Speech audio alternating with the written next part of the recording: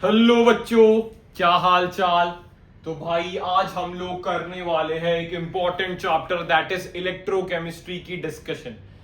Electrochemistry JEE means के लिए important chapter है। हर एक शिफ्ट में आपको एक सवाल मिनिमम इसका देखने को मिलता है। इलेक्ट्रोकेमिस्ट्री क्या है सर? पहले हम लोग बात करते हैं व्हाट इज इलेक्ट्रोकेमिस्ट्री। क्या आप बताना चाहोगे sir what is electrochemistry? Electrochemistry is the branch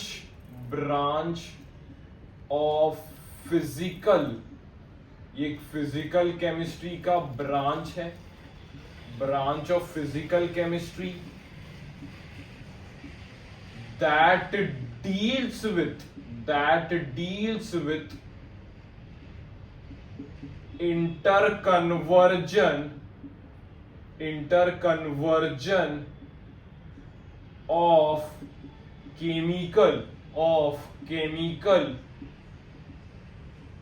chemical energy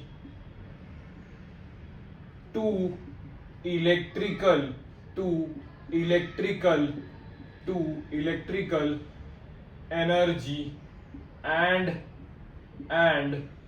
vice versa क्या बोला सर आपने? It is the branch of physical chemistry that deals with the interconversion of chemical energy to electrical energy and vice versa। एक ऐसा branch physical chemistry का जो chemical energy को electrical energy में convert कर सकता है, या फिर जो इलेक्ट्रिकल एनर्जी यूज करके केमिकल एनर्जी में कन्वर्ट कर सकता है, उस ब्रांच को हम लोग बोलते हैं बेटा, उस ब्रांच को सर हम लोग बोलते हैं इलेक्ट्रोकेमिस्ट्री। अगर मैं बात करूं एक chemical energy, sir chemical energy हमें किससे मिलेगी? मैंने कहा केमिकल एनर्जी हमें किससे मिलेगी, तो मेरा आंसर होगा केमिकल एनर्जी हमें किससे मिलेगी? By a spontaneous chemical reaction. Sir ये स्पॉन्टेनियस रिएक्शन क्या होती है? बेटा स्पॉन्टेनियस रिएक्शन थर्मोडायनामिक्स में आप पढ़ोगे, थर्मोडायनामिक्स का माइंड मैप आएगा, उसमें पढ़ाया जाएगा। स्पॉन्टेनियस रिएक्शन क्या होती है सर? स्पॉन्टेनियस रिएक्शन ऐसी रिएक्शन होती है जो खुद ब खुद होती है, ऐसी रिएक्शन जो खुद ब खुद हो रही है, यानी कि जिसका डेल्टा जी लेस देन 0 है एंड उसका डेल्टा एस ग्रेटर देन 0 है, यानी कि उसकी Gibbs free energy is less than 0 and it's entropy is greater than 0। वैसे रिएक्शन को अपन स्पॉन्टेनियस रिएक्शन बोलते हैं। तो केमिकल एनर्जी हमें स्पॉन्टेनियस रिएक्शन से आ रही है और उसको हम लोग किस में कन्वर्ट कर रहे हैं सर? उसको हम लोग कन्वर्ट कर रहे हैं इलेक्ट्रिकल एनर्जी में, यानी उससे हम लोग वोल्टेज जनरेट कर रहे हैं, इलेक्ट्रिसिटी जनरेट कर रहे हैं इलेक्ट्रिकल एनर्जी में, या इलेक्ट्रिसिटी हम लोग जनरेट कर रहे हैं इलेक्ट्रिकल एनर्जी में, हम लोग इसको कन्वर्ट कर रहे हैं इलेक्ट्रिकल एनर्जी में, हम लोग इसे कन्वर्ट कर रहे हैं। तो यहां पर हम लोग कौन सा सेल यूज करेंगे सर? हम लोग कौन सा सेल यूज करेंगे? We will use electrochemical cell. हम लोग किस सेल को यूज करेंगे? Electrochemical cell.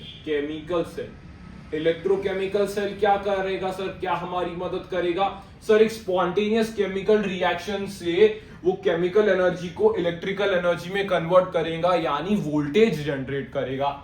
हाँ सर, यस, क्लियर है। यहां पर आपको कुछ चीजें याद रखनी है इलेक्ट्रोकेमिकल सेल के रिस्पेक्ट में कि सर इसका एनोड क्या होता है सर? इसका anode is negatively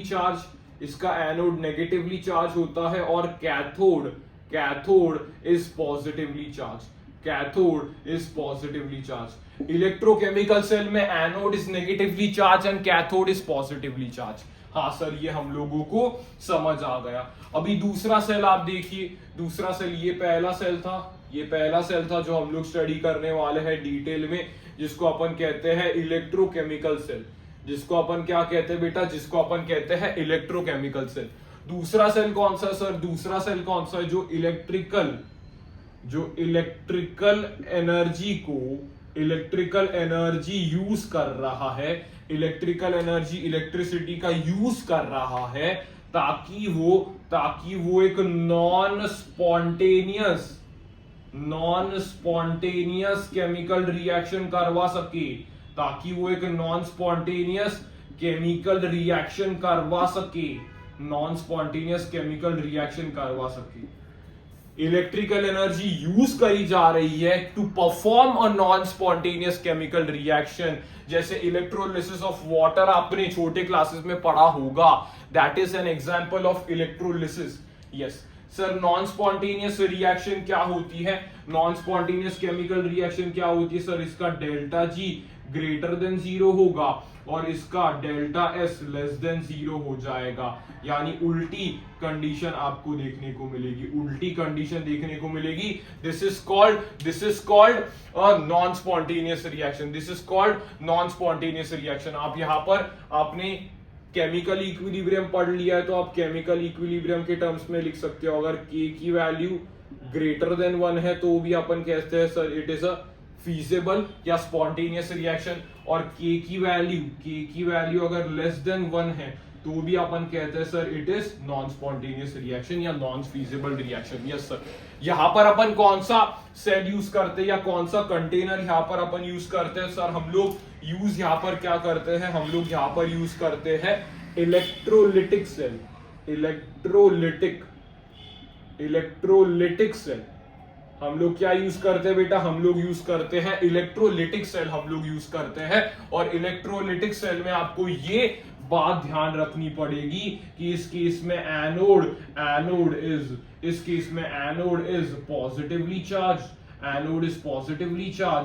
and cathode is negatively charge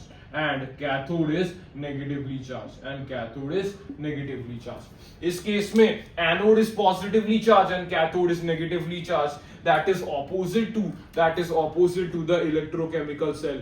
ये दो सेल्स को हम लोग डिटेल में पढ़ने वाले हैं, ये दो सेल्स को हम लोग डिटेल में स्टडी करने वाले हैं, इन दो सेल्स को अपन डिटेल में स्टडी करने वाले हैं। यहां पर मैंने क्या बताया सर? यहां पर आपने इलेक्ट्रोकेमिस्ट्री की हमें डेफिनेशन बताई और फिर दो टाइप के जो हम लोग एनर्जी कन्वर्जन्स देखने वाले हैं through the two cells, that is electrochemical cell and electrolytic cell के बारे में बताया और उनके एनोड के चार्जेस के बारे में। यहां पर एनोड नेगेटिवली चार्ज है, यहां पर कैथोड पॉजिटिवली चार्ज है, यहां पर उल्टा हो गया, यहां पर एनोड पॉजिटिवली चार्ज है एंड कैथोड नेगेटिवली चार्ज है। लेकिन आपको एक चीज याद रखनी है बेटा, एक चीज आपको याद रखनी है कि एनोड पे हमेशा क्या होता है बेटा? एनोड पे हमेशा क्या होता है? ऑक्सीडेशन। एनोड पे हमेशा क्या होता है? ऑक्सीडेशन। सर आप लोग रिडॉक्स रिएक्शन पढ़ चुके हैं, रिडॉक्स रिएक्शन डिटेल में आप लोग पढ़ चुके हैं, माइंड मैप में भी आ गया है, सेशन के थ्रू रिवीजन भी आ गया है। एनोड पे ऑक्सीडेशन का क्या मतलब है सर? ऑक्सीडेशन का मतलब है loss of electrons is oxidation, या फिर gain in oxidation state is oxidation. तो यहां पर रिडॉक्स का थोड़ा कॉन्सेप्ट अपन यूज करेंगे रिएक्शंस लिखते वक्त। एनोड पे हमेशा क्या होता है? ऑक्सीडेशन, हमेशा, irrespective of this electrochemical cell and electrolytic cell, यहां पर हमेशा ऑक्सीडेशन ही होगा। कैथोड पे क्या होगा सर? कैथोड पे हमेशा रिडक्शन होता है, रिडक्शन। सर रिडक्शन क्या है sir? Reduction is the gain of electrons या फिर decrease in the oxidation state. It is gain of electron या फिर decrease in the oxidation state. तो ये भी आपको स्टार इंपॉर्टेंट पॉइंट याद करना है कि एनोड पे हमेशा ऑक्सीडेशन होता है। सर एनोड पे हमेशा ऑक्सीडेशन होता है, एनोड पे हमेशा ऑक्सीडेशन होता है, कैथोड पे हमेशा रिडक्शन होता है। ये कुछ चीजें आपको याद रखनी है, बेसिक्स इलेक्ट्रोकेमिस्ट्री के ऐसे कुछ आपको देखने को मिलेंगे सर। बेसिक्स इतने आपको देखने को मिलेगी कि इलेक्ट्रोकेमिस्ट्री क्या है, कौन से दो टाइप्स के सेल्स अपने को पढ़ने हैं, that is electrochemical cell, electrolytic cell, और आपको ये एक इंपॉर्टेंट पॉइंट याद रखना है। तो हम लोग स्टार्ट करने वाले हैं बेटा, अभी हम लोग स्टार्ट करेंगे इलेक्ट्रोकेमिकल सेल। इलेक्ट्रोकेमिकल सेल को हम लोग डिटेल में फिनिश करने की कोशिश करेंगे।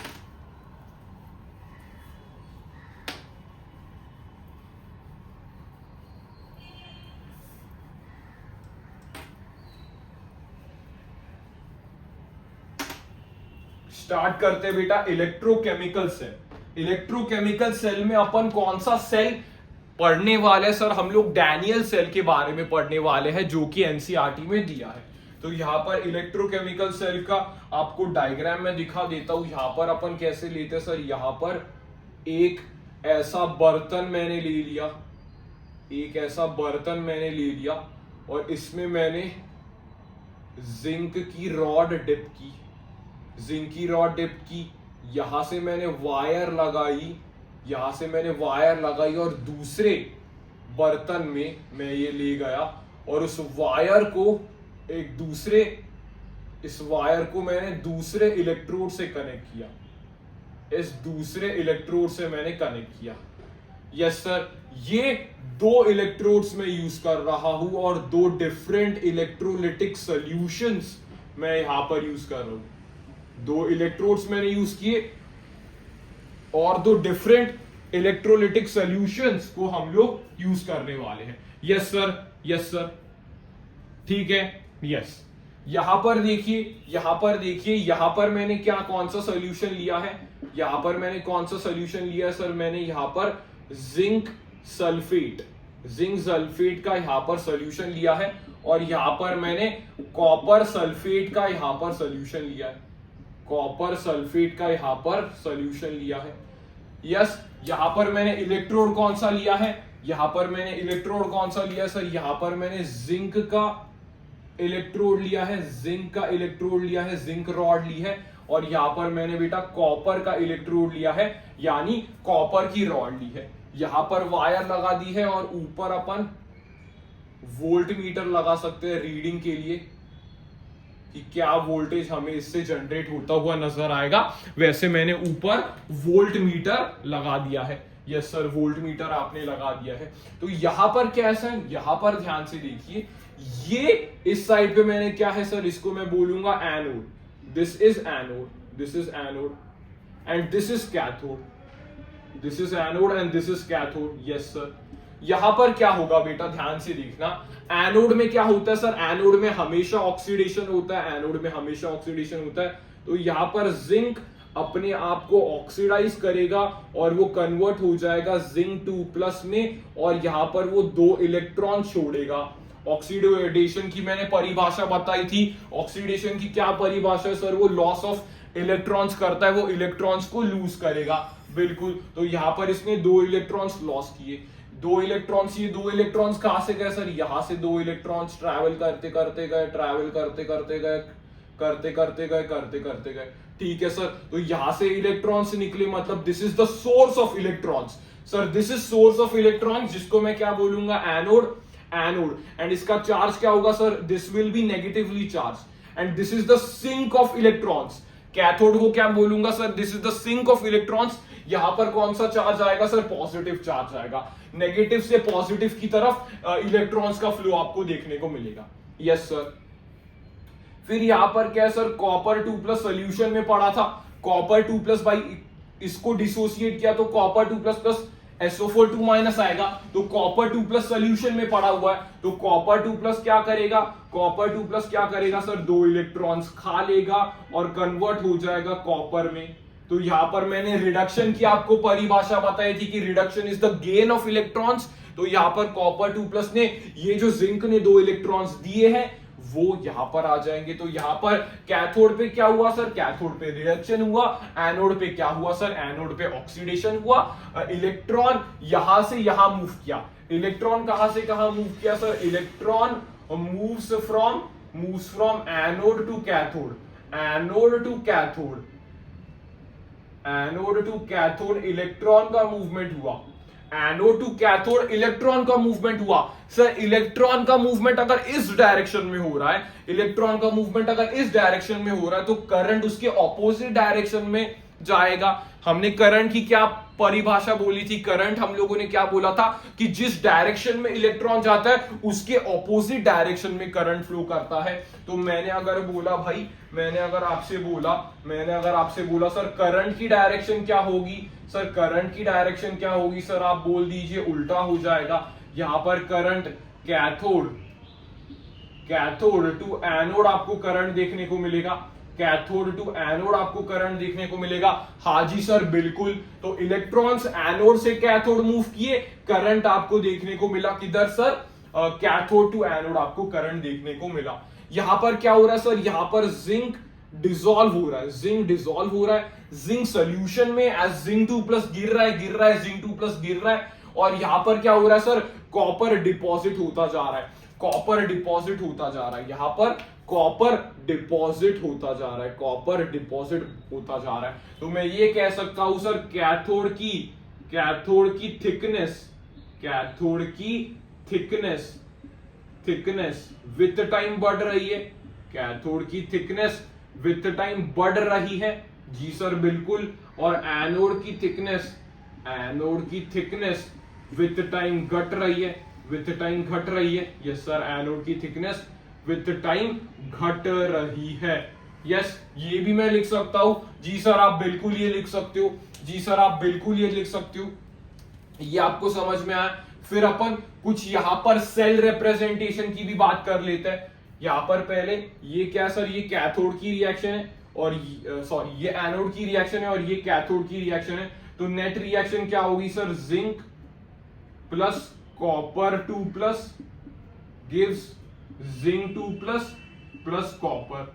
यस, ये नेट रिएक्शन यहां पर होगी, ये नेट रिएक्शन आपको यहां पर देखने को मिल रही है। तो यहां पर अपन क्या करते हैं सर, सेल रिप्रेजेंटेशन भी कर सकते हैं। सेल रिप्रेजेंटेशन अपन कैसे करते हैं सर, ए और सी ऐसे फॉर्म में अपन सेल रिप्रेजेंटेशन करते हैं। यानी पहले अपन एनोडिक रिएक्शन लिखते हैं, फिर सॉल्ट ब्रिज के बारे में बताऊंगा मैं, लेकिन पहले अपन इसको समझते हैं, फिर अपन सॉल्ट ब्रिज लगाते हैं, उसके बारे में मैं बताऊंगा कि उसकी जरूरत क्यों पड़ी। सॉल्ट ब्रिज लगाते हैं, फिर उसके बाद कैथोड का हाफ लिखते हैं। तो यहां पर रिएक्शन क्या होगी सर, यहां पर रिएक्शन क्या होगी, zinc gets converted into zinc 2+।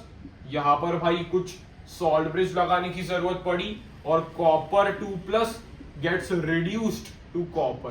तो ये आपको देखने को मिलती है cell representation of Daniel cell.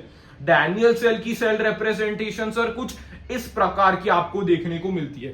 Daniel cell की सेल रिप्रेजेंटेशन आप कुछ इस प्रकार में आपको देखने को मिलेगी। हाँ सर बिल्कुल। तो ये सेल रिप्रेजेंटेशन मैंने करके आपको बताया कि सर पहले अपन एनोड लिखेंगे, फिर सॉल्ट ब्रिज लगाएंगे और फिर कैथोड लिखेंगे। और एक चीज आप ध्यान रखना कि सर यहां पर ये cell representation does not depends on the stoichiometric coefficient. Stoichiometric coefficient से इसको कुछ फर्क नहीं पड़ता इस सेल रिप्रेजेंटेशन को। Yes sir. तो हमने एनोड की रिएक्शन लिखी, हमने कैथोड की रिएक्शन लिखी, हमने ओवरऑल रिएक्शन लिखी, हमने उसके बाद क्या लिखा सर, हमने उसके बाद सेल रिप्रेजेंटेशन भी किया और कुछ इंपॉर्टेंट पॉइंट्स भी लिखे कि सर इलेक्ट्रॉन्स कहां से कहां फ्लो कर रहा है, एनोड टू कैथोड, चार्ज कहां से, करंट कहां से कहां फ्लो कर रहा है। Yes sir, yes sir. अभी यहां पर क्या हुआ कि सर यहां पर जिंक 2+ की कॉन्सेंट्रेशन बढ़ने लगी, सोल्यूशन में जिंक 2+ की कॉन्सेंट्रेशन बढ़ने लगी। हाँ सर, सोल्यूशन में तो पॉजिटिव चार्ज जिंक 2+ की कॉन्सेंट्रेशन बढ़ने लगी। और यहां पर मैं कह सकता हूं कि सर यहां पर सल्फेट 2- की कॉन्सेंट्रेशन बढ़ने लगी। सर सल्फेट 2- की कैसे, अरे भाई कॉपर 2+, यहां पर मैंने बोला कॉपर 2+, तो यहां पर रिड्यूस हो रहा है कॉपर में, तो वो तो यहां पर चिपक रहा है। यस सर, वो तो इलेक्ट्रोड पे चिपक रहा है और बच रहा क्या सर, सल्फेट 2- बच रहा है। तो यहां पर नेगेटिव चार्ज अक्यूमुलेट होना स्टार्ट हो जाएगा, इस सरफेस पे नेगेटिव चार्ज अक्यूमुलेट होना स्टार्ट हो जाएगा और इस सरफेस पे पॉजिटिव चार्ज अक्यूमुलेट होना स्टार्ट हो जाएगा, जिसके कारण एक ऐसा वक्त आएगा कि भाई ये पॉजिटिव चार्ज इतना बढ़ जाएगा कि ये अपने यहां से इलेक्ट्रॉन्स नहीं छोड़ेगा, क्योंकि पहले ही पॉजिटिव है, पहले इलेक्ट्रॉन्स का भूखा है, तो ये इलेक्ट्रॉन्स को छोड़ेगा नहीं और ये इलेक्ट्रॉन्स को पकड़ेगा नहीं, क्योंकि पहले ही नेगेटिव है और नेगेटिव नहीं हो सकता, नेगेटिव रिपेल करेगा। हाँ गुरुजी। तो यहां पर क्या देखने को मिला सर, आपको लिक्विड जंक्शन पोटेंशियल देखने को मिला।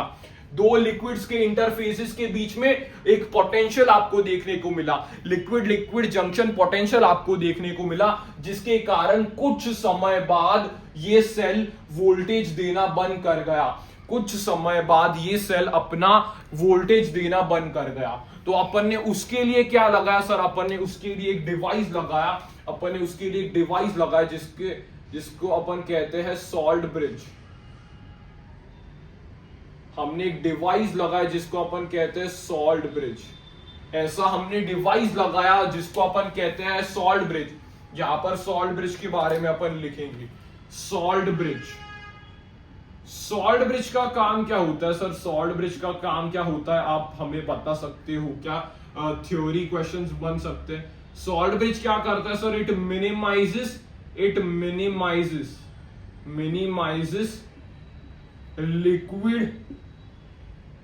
Liquid junction potential.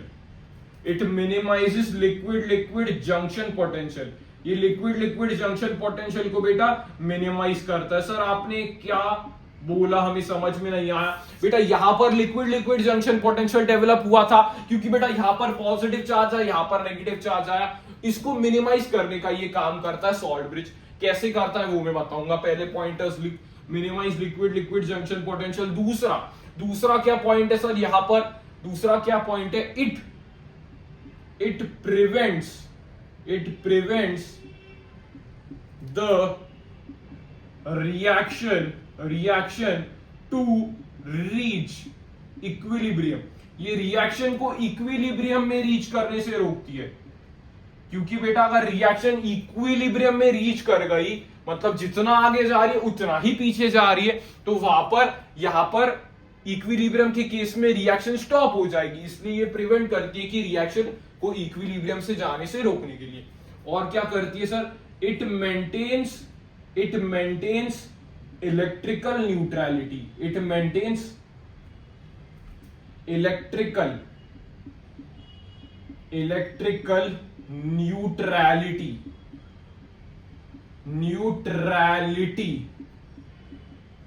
या ये क्या करता है बेटा, it maintains the electrical neutrality. It maintains the electrical neutrality. और डी वाला पॉइंट क्या है, इट कंप्लीट्स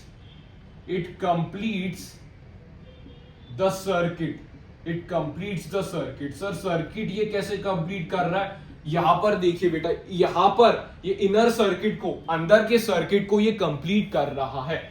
अंदर के सर्किट को ये कंप्लीट कर रहा है। तो ये पॉइंटर्स आपको याद रखने। सर सॉल्ट ब्रिज का फंक्शंस क्या क्या है, सॉल्ट ब्रिज के फंक्शंस क्या क्या है, सॉल्ट ब्रिज के फंक्शंस क्या क्या है, ये 4 पॉइंट्स आपके दिमाग में फिट होने चाहिए। Sir it minimizes liquid junction potential, it prevents the reaction to reach equilibrium, it maintains electrical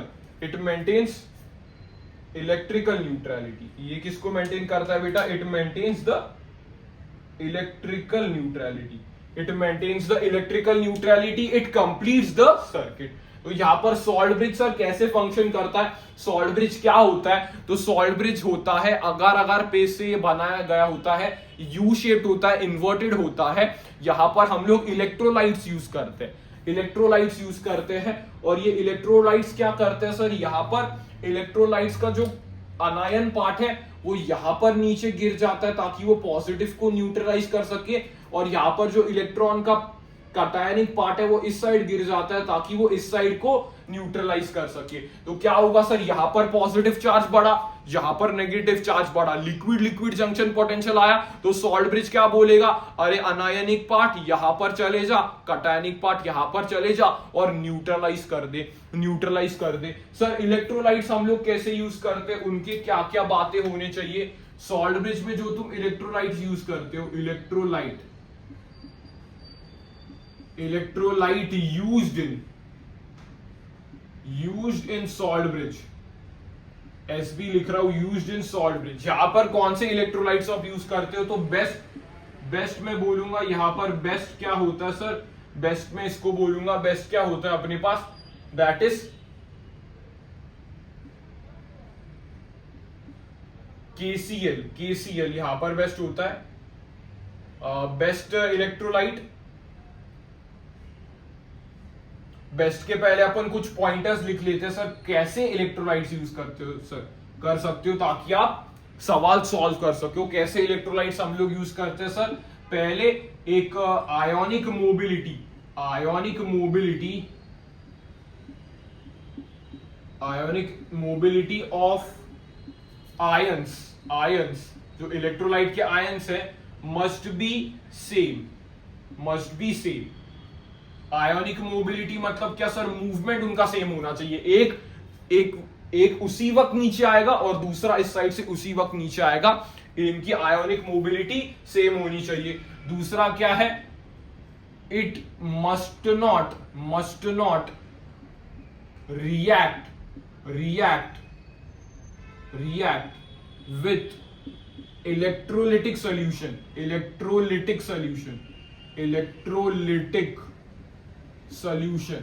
it must not react with electrolytic solution.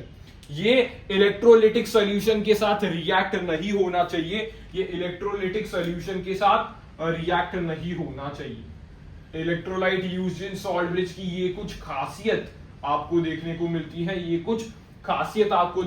है। कि सर आयोनिक मोबिलिटी इनकी सेम होनी चाहिए और ये रिएक्ट नहीं करने चाहिए इलेक्ट्रोलिटिक सॉल्यूशन, यानी जो कंटेनर्स में सॉल्यूशन पड़ा है उसके साथ सर इसका रिएक्शन नहीं होना चाहिए। तो ये पॉइंट्स आपको याद रखने हैं। मैंने क्या क्या चीजें बताई सर, कैसे इसका कंस्ट्रक्शन होता है। Anode is the source of electron, cathode is the sink of electron. यहां पर एनोड में कैसी रिएक्शन हुई सर? एनोड में ऑक्सीडेशन हो रहा है, एनोड में इलेक्ट्रॉन्स निकल रहे हैं, एनोड के इलेक्ट्रॉन्स कैथोड के पास जा रहे हैं, कैथोड पे रिडक्शन हो रहा है, गेन ऑफ इलेक्ट्रॉन्स हो रहा है, कॉपर का डिपोजिशन हो रहा है, thickness of anode with time घट रहा है, thickness of cathode with time बढ़ रहा है, इलेक्ट्रॉन एनोड से कैथोड फ्लो कर रहे हैं, इलेक्ट्रॉन एनोड से कैथोड फ्लो कर रहे हैं, करंट कैथोड से एनोड फ्लो कर रहा है, करंट कैथोड से एनोड फ्लो कर रहा है। फिर उसके बाद सेल रिप्रेजेंटेशन में ABC रूल हम लोग यूज करते हैं, that is anode, bridge and cathode. तो एनोड की रिएक्शन, फिर सॉल्ट ब्रिज लगा, फिर कैथोड की रिएक्शन। एनोड पे हमेशा ऑक्सीडेशन, कैथोड पे हमेशा रिडक्शन। फिर उसके बाद हमें क्या देखने को मिला सर? यहाँ पर पॉजिटिव चार्ज अक्यूमुलेट करने लगा, यहाँ पर नेगेटिव चार्ज अक्यूमुलेट करने लगा। कुछ समय के बाद क्या हुआ सर? कुछ समय के बाद ये रिएक्शन इक्विलिब्रियम पे आकर खत्म हो गई, ये रिएक्शन इक्विलिब्रियम पे आके रुक गए। उसके बाद अपन ने क्या किया सर? उसके बाद अपन ने सॉल्ट ब्रिज लगाया। सॉल्ट ब्रिज क्या करता है sir? It minimizes liquid junction potential. It minimizes liquid junction potential. It prevent the reaction to reach equilibrium. It maintains electrical neutrality. It completes the inner circuit. ये अंदर के circuit को complete करता है। Sir हम लोग सॉल्ट ब्रिज में कौन से इलेक्ट्रोलाइट यूज करें?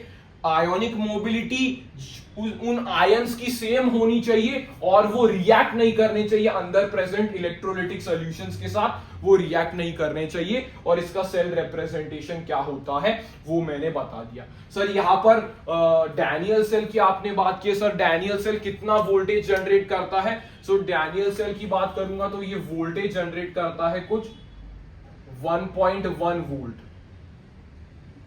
1.1 वोल्ट का वोल्टेज ये जनरेट करता है। डैनियल सेल, एक टिपिकल डैनियल सेल 1.1 वोल्ट का वोल्टेज जनरेट करता है। सर उसके बारे में डिफरेंट पॉइंट्स क्या है सर? डिफरेंट पॉइंट्स क्या है? अगर मैं बोलता हूं कि इसकी कॉन्सेंट्रेशन 1 मोलर हो गई, इन जो आयंस की concentration that is zinc 2+ and copper 2+ की अगर कॉन्सेंट्रेशन मैंने 1 मोलर कर दी तो इसी सेल को अपन गैल्वेनिक या वोल्टेइक सेल बोलते हैं। इसी सेल को अपन क्या बोलते हैं बेटा? गैल्वेनिक या वोल्टेइक सेल अपन बोलते हैं। Yes sir, yes sir. उसके बाद थोड़ा ऊपर का पार्ट में यहां पर हटा देता हूं। डायग्राम तो आपको समझ में आ गया, रिएक्शन वगैरह आपको समझ में आ गई है। यस सर, ये वाला पार्ट आप हटा सकते हो। यहां पर कुछ बेटा दूसरी इंपॉर्टेंट बात आती है जो एनसीईआरटी में लिखी गई है और उससे सवाल पूछा जा सकता है। सर ये कौन सी बात है? अगर मैंने कहा कि V एक्सटर्नल यानी एक्सटर्नल वोल्टेज, अगर एक्सटर्नल वोल्टेज लेस देन 1.1 है, अगर external voltage less than 1.1 volt है तो क्या होगा सर? सर लेस देन है तो कोई फर्क नहीं पड़ेगा, it will behave as normal Daniel cell.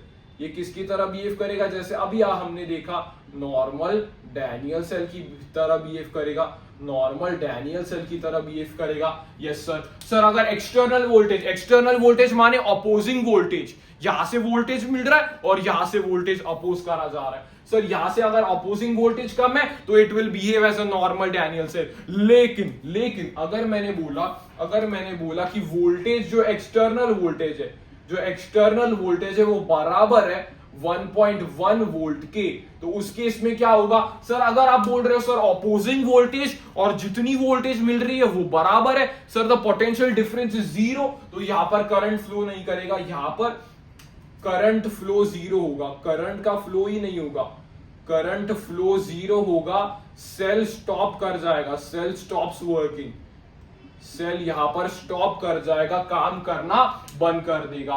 तीसरा इंपॉर्टेंट पॉइंट जो एनसीईआरटी ने लिखा है सर, वी एक्सटर्नल, अगर वोल्टेज एक्सटर्नल बड़ा हो गया 1.1 वोल्ट से तो यहां पर क्या होगा? मैंने कहा अगर एक्सटर्नल वोल्टेज तूने बढ़ा दिया जितना मिल रहा है सर, ऑपोजिट रिएक्शन हो जाएगी, यानी कि क्या होगा सर? ऑपोजिट टू डैनियल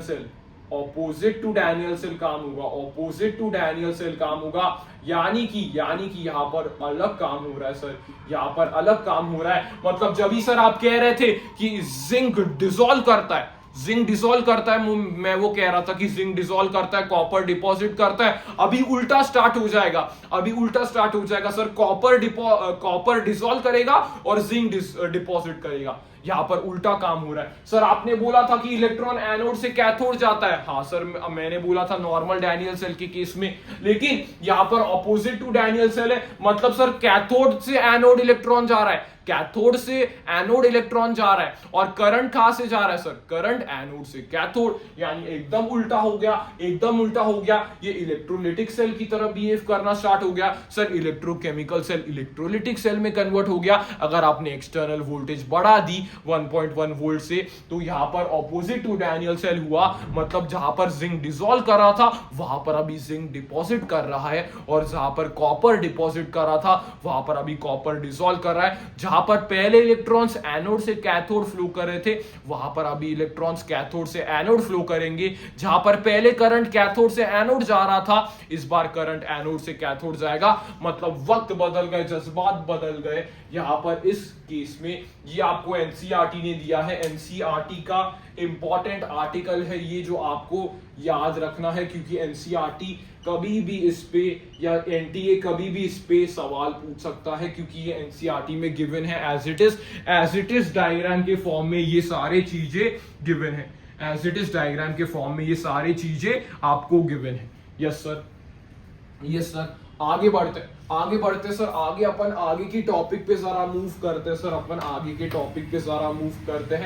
आगे का टॉपिक क्या है सर? आगे अपन पढ़ने वाले हैं इलेक्ट्रोड पोटेंशियल के बारे में। इलेक्ट्रोड पोटेंशियल क्या है सर, उसके बारे में अपन पढ़ेंगे। इलेक्ट्रोड पोटेंशियल क्या है सर? आपने देखा कि यहां पर पोटेंशियल जनरेट हो रहा है, वैसे इलेक्ट्रोड पोटेंशियल क्या है सर? एक इलेक्ट्रोड का क्या पोटेंशियल है, मतलब इलेक्ट्रोड और उसके सॉल्यूशन, इलेक्ट्रोलाइटिक सॉल्यूशन के बीच में जो पोटेंशियल डिफरेंस आ रहा है उसको अपन कहते हैं इलेक्ट्रोड पोटेंशियल। तो इलेक्ट्रोड पोटेंशियल पे पहले अपन किसकी बात करते हैं सर?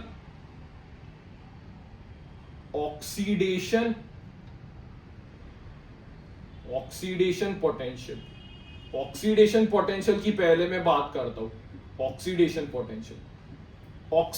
पोटेंशियल क्या है sir? Oxidation potential is proportional to, oxidation potential जिसका ज्यादा मतलब क्या सर? वो अपने आप को ऑक्सीडाइज करना चाहेगा, मतलब it has the tendency to oxidise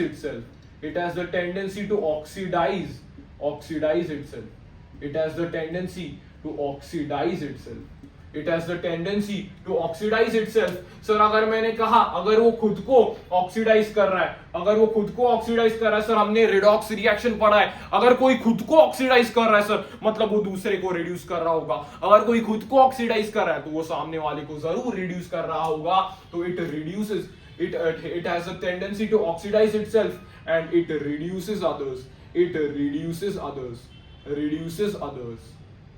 ये दूसरों को रिड्यूस करता है, मतलब जिसका ऑक्सीडेशन पोटेंशियल ज्यादा है उसको अपने आप को ऑक्सीडाइज कर रहा है, यानी सामने वाले को रिड्यूस कर रहा है। मतलब जिसका स्टैंडर्ड टर्म्स में मैंने बोला, स्टैंडर्ड टर्म्स में ऑक्सीडेशन पोटेंशियल लिखा, स्टैंडर्ड अगर मैंने स्टैंडर्ड कंडीशंस की रिस्पेक्ट में जिसका स्टैंडर्ड ऑक्सीडेशन पोटेंशियल ज्यादा है that will be a reducing agent, that will be a good reducing agent, that will be a good reducing agent। जिसका स्टैंडर्ड ऑक्सीडेशन पोटेंशियल ज्यादा है that will be a good reducing agent। क्यों? क्योंकि sir वो खुद को oxidise करेगा और सामने वाले को रिड्यूस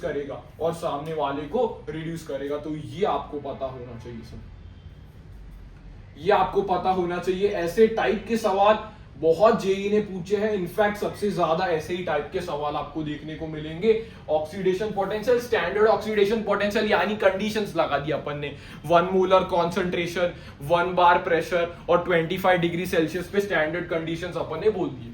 यहां पर मैंने बोला sir reduction potential. Sir what is reduction potential? Reduction potential क्या है आप बता सकते हो क्या? बिल्कुल, रिडक्शन पोटेंशियल क्या है सर? रिडक्शन पोटेंशियल मतलब क्या सर? जिसका रिडक्शन पोटेंशियल ज्यादा होगा उसको has the tendency to reduce itself, tendency to reduce itself. ये खुद को रिड्यूस करना चाहेगा, it has the tendency to reduce itself. मतलब सर अगर वो खुद को रिड्यूस कर रहा है मतलब वो सामने वाले को जरूर ऑक्सीडाइज कर रहा होगा। अगर वो खुद को रिड्यूस कर रहा है तो बेटा सामने वाले को वो जरूर ऑक्सीडाइज कर रहा होगा, तो ऑक्सीडाइजेस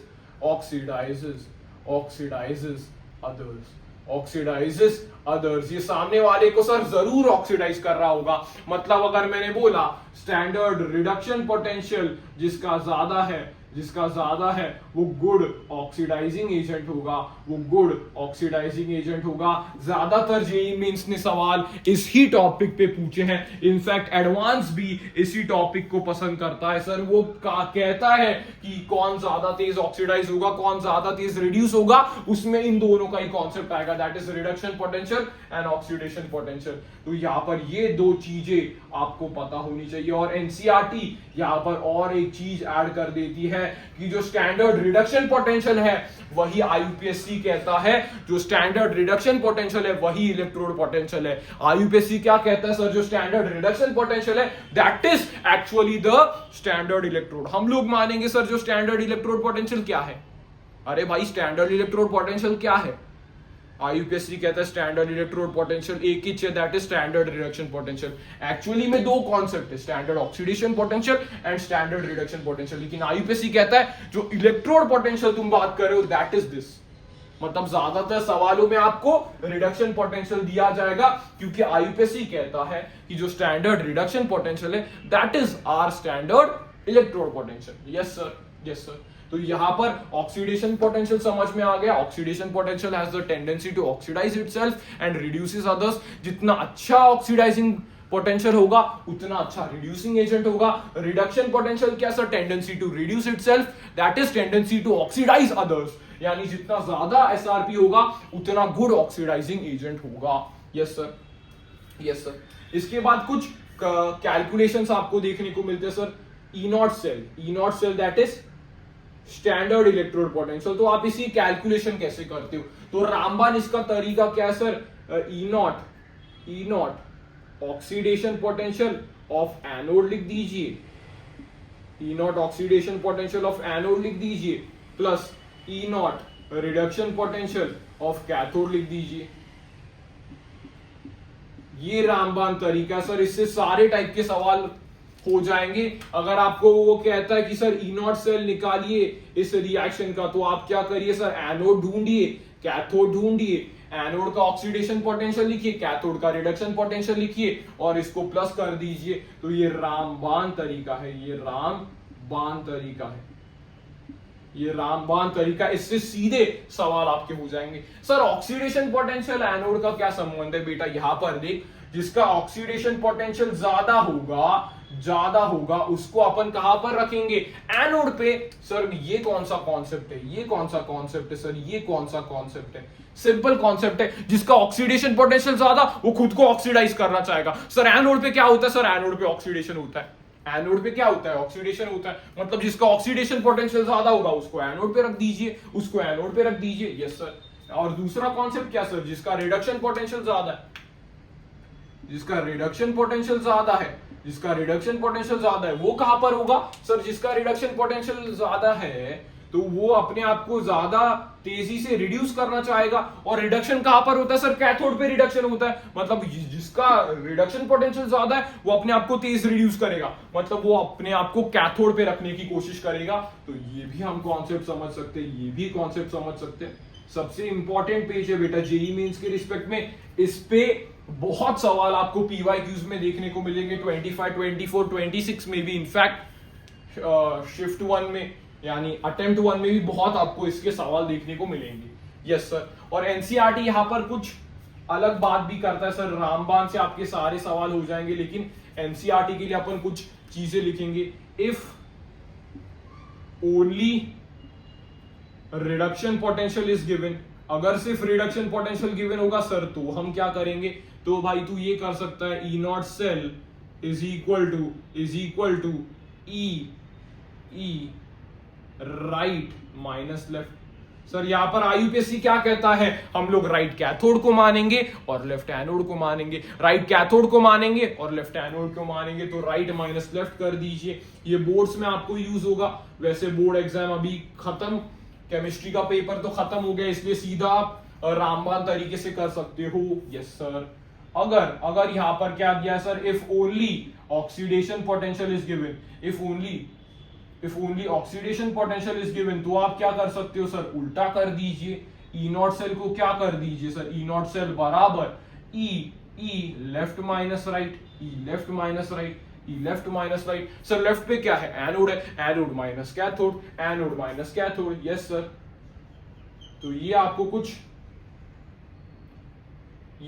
देखने को मिलेगा, ये आपको कुछ देखने को मिलेगा। फिर एनसीईआरटी ने कुछ इलेक्ट्रोकेमिकल सीरीज की बात की है, इलेक्ट्रोकेमिकल सीरीज की बात की है। क्या है सर ये इलेक्ट्रोकेमिकल सीरीज, ये क्या है इलेक्ट्रोकेमिकल सीरीज, इलेक्ट्रोकेमिकल सीरीज में क्या है सर,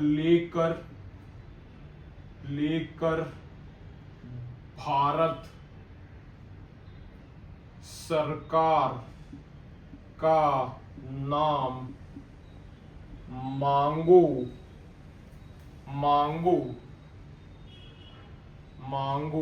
ऑल मिनरल वाटर। क्या कहा है बेटा, लेकर भारत सरकार का नाम मांगो ऑल मिनरल वाटर, मांगो ऑल मिनरल वाटर, जिद करो फिर चाहे सीएम हो या डीएम हो, कोई नहीं सुनने वाला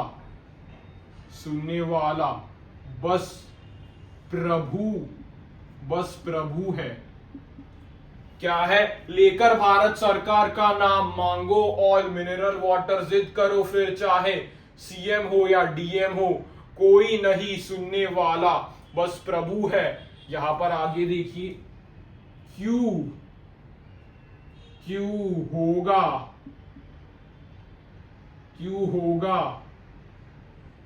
इंडिया आगे ब्रो,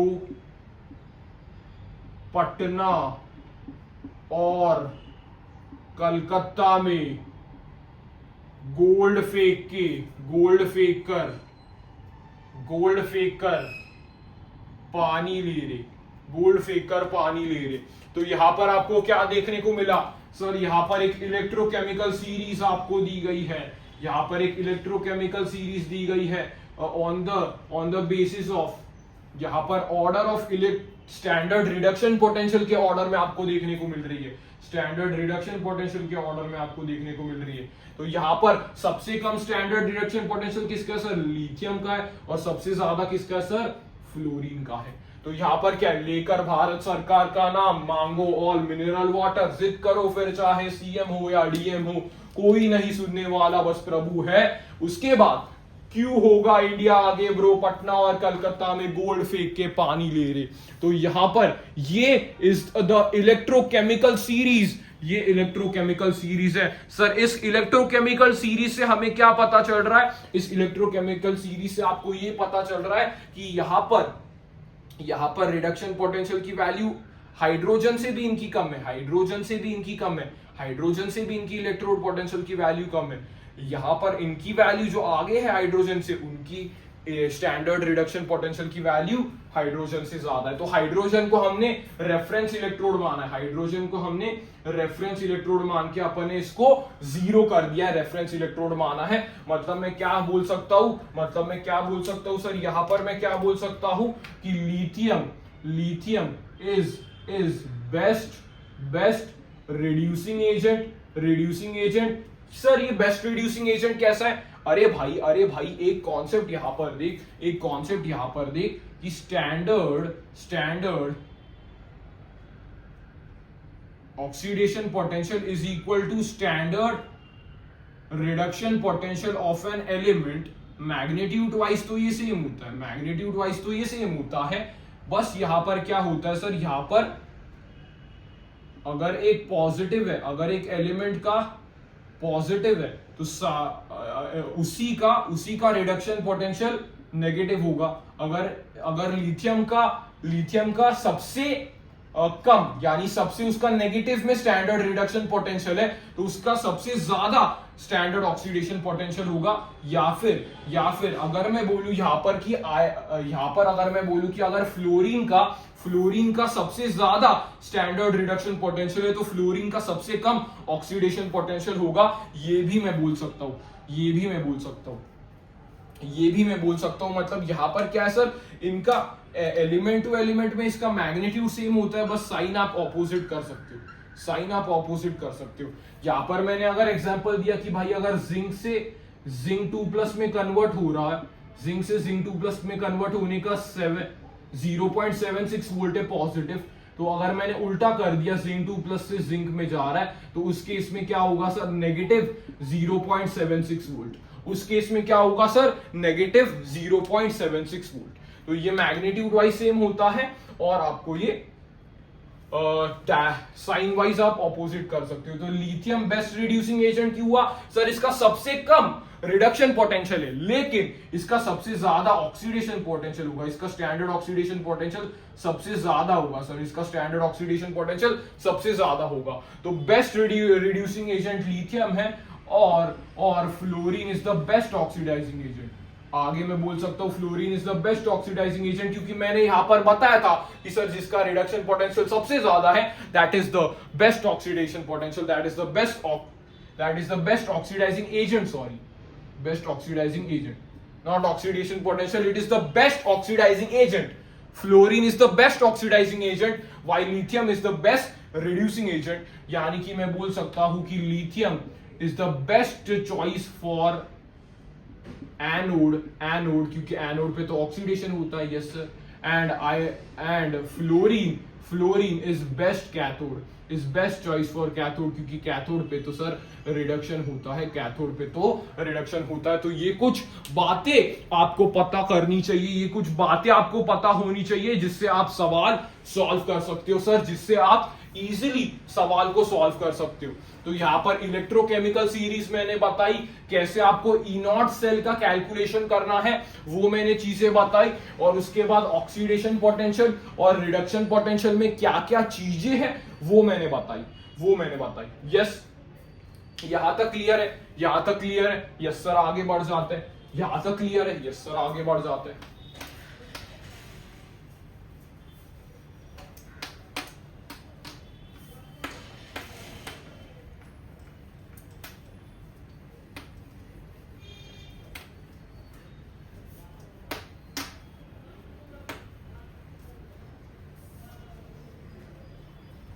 सर आगे हम लोग किसकी बात करने वाले हैं सर, हमने स्टैंडर्ड रिडक्शन पोटेंशियल यानी सिंपली स्टैंडर्ड इलेक्ट्रोड पोटेंशियल के बारे में E0 कैलकुलेशन हमें समझ में आ गई सर। रामबान तरीका क्या है, E0 oxidation potential of anode plus E0 reduction potential of cathode, दोनों को जोड़ देना है।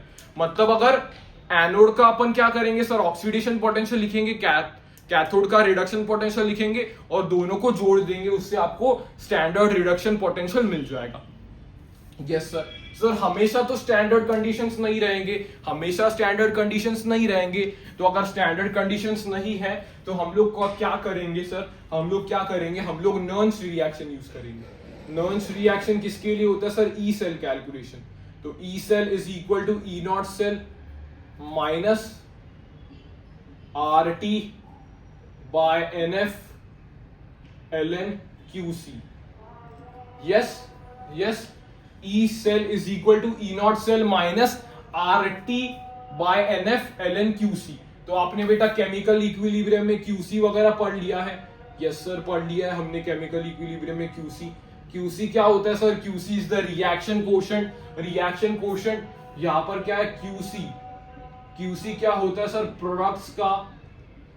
प्रोडक्ट्स का power raise to stoichiometric coefficient upon reactant की कॉन्सेंट्रेशन की पावर उसका स्टोइचियोमेट्रिक कोएफिशिएंट, ये आपको मिलता है क्यूसी की वैल्यू।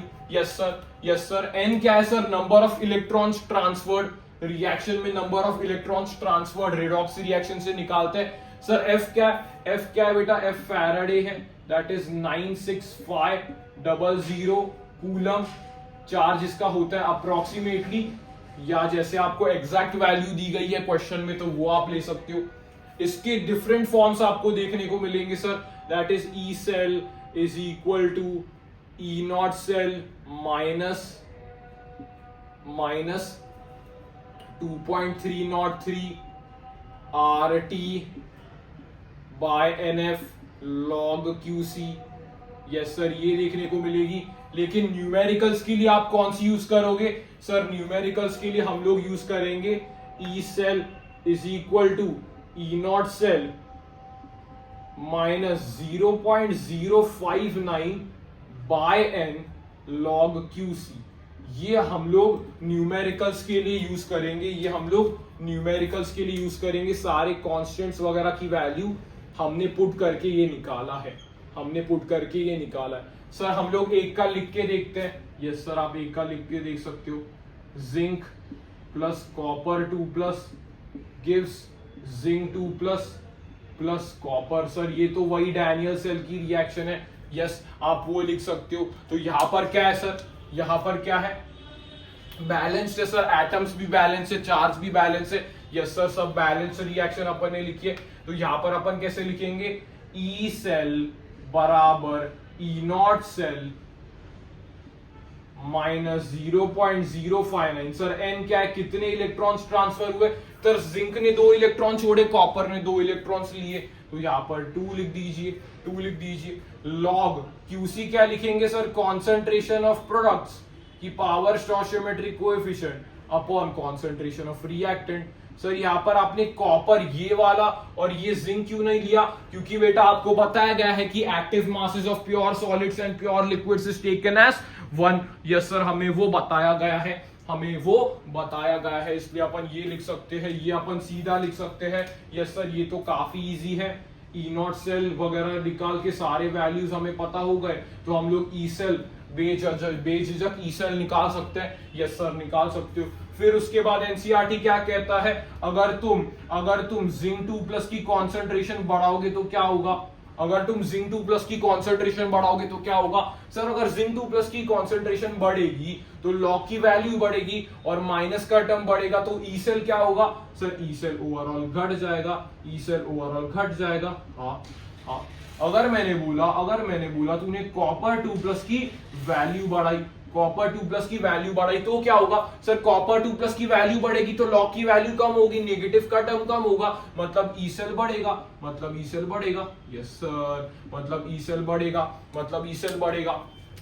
तो ऐसा भी सवाल पूछ सकता है कि भाई अगर तुमने जिंक 2+ की कॉन्सेंट्रेशन बढ़ा दी तो ई सेल को क्या फर्क पड़ेगा, सर ई सेल कम हो जाएगा। और अगर उसने पूछा अगर तूने कॉपर 2+ की वैल्यू बढ़ाई तो क्या होगा, कॉपर 2+ की वैल्यू बढ़ाएगी तो ई ई सेल बढ़ जाएगा। इसको दूसरे वे में भी लिख सकते हो सर समझने के लिए, क्या sir, E cell is equal to E naught cell plus 0.059 बटे two log copper 2 plus upon zinc 2 plus. Sir ये आपने प्लस करके वक्त बदल दिया, जज्बात बदल दिए, प्लस कैसे ला दिया? अरे भाई मैंने मैथ्स यूज किया, लॉग की प्रॉपर्टी यूज की है, इस टर्म को उल्टा कर दिया तो यहाँ पर साइन उल्टी हो जाएगी। यस सर, तो यहाँ पर वो प्रूव हो रहा है। तो ऐसे अगर आपको ऑप्शंस में दिया कि सर ये नॉन-स्टेट इक्वेशन है क्या, तो आप टिक कर सकते हो sir this is non-state equation, this is also the non-state equation. तो 2-3 यहाँ पर चीजें आपको समझने पड़ते हैं अच्छे से नॉन-स्टेट इक्वेशन में, 2-3 चीजें आपको अच्छे से समझने पड़ते हैं नॉन-स्टेट इक्वेशन में। सर यहाँ पर जाते जाते अपन कुछ चीजें यूज करते हैं। अगर मैंने बोला सर इक्विलिब्रियम आ गया, तो इक्विलिब्रियम में क्या होगा सर, ई सेल जीरो हो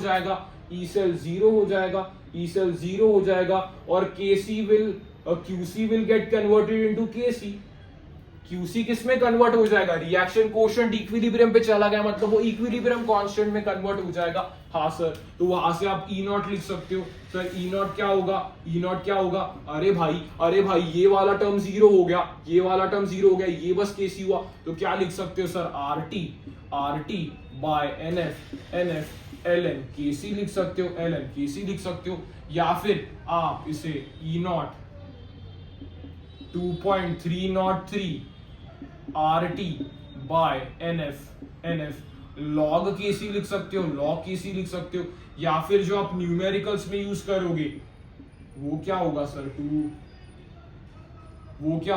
0.059 by n into log K C आप यूज कर सकते हो, ये आप किसके लिए यूज करोगे सर, न्यूमेरिकल्स के लिए आप ये यूज करोगे, यस सर। तो आपको वो ई नॉट की कैलकुलेशन भी यहाँ पर फंसा सकता है। अगर इक्विलिब्रियम में रिएक्शन गई तो ई सेल जीरो हो जाएगा, क्यूसी बराबर केसी हो जाएगा, E naught cell is equal to 0.059 by N into log K C हो जाएगा। हाँ सर, इंटू लॉग केसी हो जाएगा। तो इक्विलिब्रियम का भी आपको समझ में आ गया, सर। अभी क्या है सर, सिंपल कुछ फॉर्मूलाज होते हैं, दैट इज जो डेल्टा जी वगैरह की बात करते हैं सर। डेल्टा जी हाफ से आप कैसे कैलकुलेट कर सकते हो, that is minus nF into E cell. ये भी कभी कभी पूछ लेता है, delta G is equal to minus nF E cell, या फिर अगर डेल्टा जी नॉट अगर आपको निकालना है तो आप क्या कर सकते हो, minus n F E naught cell आप डाल सकते हो। जी नॉट के बाद ई नॉट और जी की जगह ई सेल लगा सकते हो, अगर बेटा यहाँ पर मैंने फीजिबल रिएक्शंस के बारे में बात की, वैसे मैंने पहले ही लिख दिया, अगर बेटा delta G naught less than 0 है, ये डेल्टा एस ग्रेटर देन 0 है, के ग्रेटर देन 1 है, या फिर ई नॉट सेल ग्रेटर देन 0 है, तो आपको क्या देखने को मिलेगी सर, आपको देखने को मिलेगी कि यहाँ पर कैसी रिएक्शन हो रही है sir, this reaction is feasible reaction. ये रिएक्शन कैसी रिएक्शन है sir, this is feasible reaction. अगर delta G naught less than 0 है, डेल्टा एस ग्रेटर देन 0 है, के ग्रेटर देन 1 है और ई नॉट सेल ग्रेटर देन 0 है, तो यहाँ पर फीजिबल रिएक्शन देखने को मिलेगी। लेकिन अगर मैंने बोला सर यहाँ पर delta G not greater than 0 हो गया, डेल्टा एस लेस देन 0 हो गया, यहाँ पर के की वैल्यू यहाँ पर क्या हुई, लेस देन 1 हुई, यहाँ पर ई नॉट सेल की वैल्यू क्या हुई, ई नॉट सेल की वैल्यू लेस देन 0 हो गई, यानी नेगेटिव वैल्यू हो गई, तो यहाँ पर क्या होगा सर, नॉन फीजिबल रिएक्शन यहाँ पर होगी। नॉन फीजिबल रिएक्शन यानी नॉन स्पॉन्टेनियस रिएक्शन में से कह सकता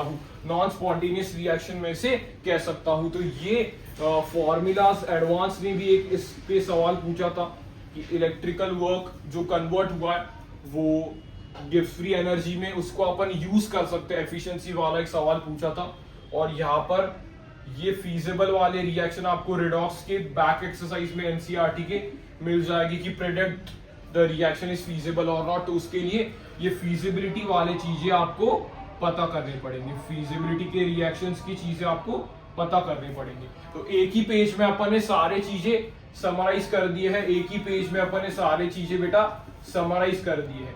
क्या क्या सर सारे चीजें थे, यहाँ पर अपन ने नर्न्स्ट रिएक्शन की एक एक चीज खोली है। क्यूसी, अगर क्यूसी आपको पहले ही पता हो गया, क्यूसी अभी पहले ही पता हो गया, इसलिए क्यूसी में ज्यादा टाइम नहीं लगेगा। जो इक्विलिब्रियम में पड़ा है वही क्यूसी अपने को यूज करना है, और बस इक्विलिब्रियम जब भी यहाँ पर इक्विलिब्रियम आता है तभी यहाँ पर ई सेल 0 हो गया था, क्यूसी बराबर केसी हो गया था। तो आपको ई नॉट सेल की कैलकुलेशन सीधा पूछी जा सकती है, ई नॉट सेल की कैलकुलेशन पूछी जा सकती है, और उसको डिफरेंट फॉर्म में सर नर्न्स्ट इक्वेशन को डिफरेंट फॉर्म में दे सकता है कि अगर मैंने जिंक 2+ की कॉन्सेंट्रेशन बढ़ाई तो ई सेल घटेगा, अगर मैंने कॉपर 2+ की बढ़ाई तो ई सेल बढ़ेगा। उसको डिफरेंट फॉर्म में अपन ऐसे लिख रहे थे, लॉ की प्रॉपर्टी अपन ने यूज करके इसको ऐसे लिखा, लॉ की प्रॉपर्टी मैंने यूज की और इसको ऐसे लिखा। तो पूरा नर्न्स्ट इक्वेशन एक साथ अपन ने कंप्लीट कर दिया। अभी नए पेज में सर मुझे हाइड्रोजन इलेक्ट्रोड क्या एक्सप्लेन करना पड़ेगा, उसको मैं बता देता हूं कि SHE क्या होता है, that is standard hydrogen electrode. जैसे आपने देखा सर इलेक्ट्रोकेमिकल सीरीज जो आपने लिखाई थी उसके लिए हाइड्रोजन को मैंने रेफरेंस माना था, that is standard reduction potential and standard oxidation potential of hydrogen is 0। लेकिन एनसीईआरटी में सवाल दिया गया है, एनसीईआरटी में एक सवाल दिया गया है ई सेल का। तो ई सेल अगर मैं बात करूं हाइड्रोजन का फॉर द रिडक्शन पोटेंशियल, तो यहां पर क्या होगा 0.059 इंटू पीएच। छोटी जगह में यहां पे लिख रहा हूं, अगर ई सेल हाइड्रोजन का उसने पूछा फॉर द रिडक्शन पोटेंशियल, तो ये क्या आएगा -0.059 इंटू द पीएच ये आएगा। अगर मैंने ऑक्सीडेशन पोटेंशियल पूछा है तो यहां पर आप माइनस की जगह बस पॉजिटिव साइन कर दो, ई सेल बराबर पॉजिटिव 0.059 गुणे यहां पर कितना आएगा पीएच। ये किसके लिए सर, ये दोनों हाइड्रोजन के लिए हम लोग यूज करते हैं। ये किसके लिए यूज करते हैं बेटा, हाइड्रोजन के लिए। तो नए पेज में लिखने से अच्छा है मैंने आपको यहां पर ही जूम कर सकते हो आप, छोटे जगह पे मैंने आपको यहां पर ही बताने की कोशिश की है।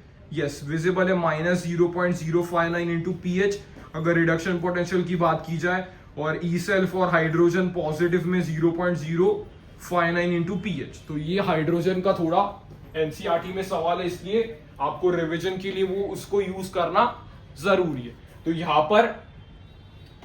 पर मैंने शायद से सारी चीजें खत्म कर दिए हैं नर्न्स्ट के रिलेटेड ये डेल्टा जी के जो फॉर्मूलेज है उसके रिलेटेड, एंड जो इक्विलिब्रियम के केसेस बनते हैं उसके रिलेटेड। मतलब एक पेज पे आपके सारे फॉर्मूला वाले चीजें आ गए हैं। यस सर, सारे फॉर्मूला वाले चीजें आ गए।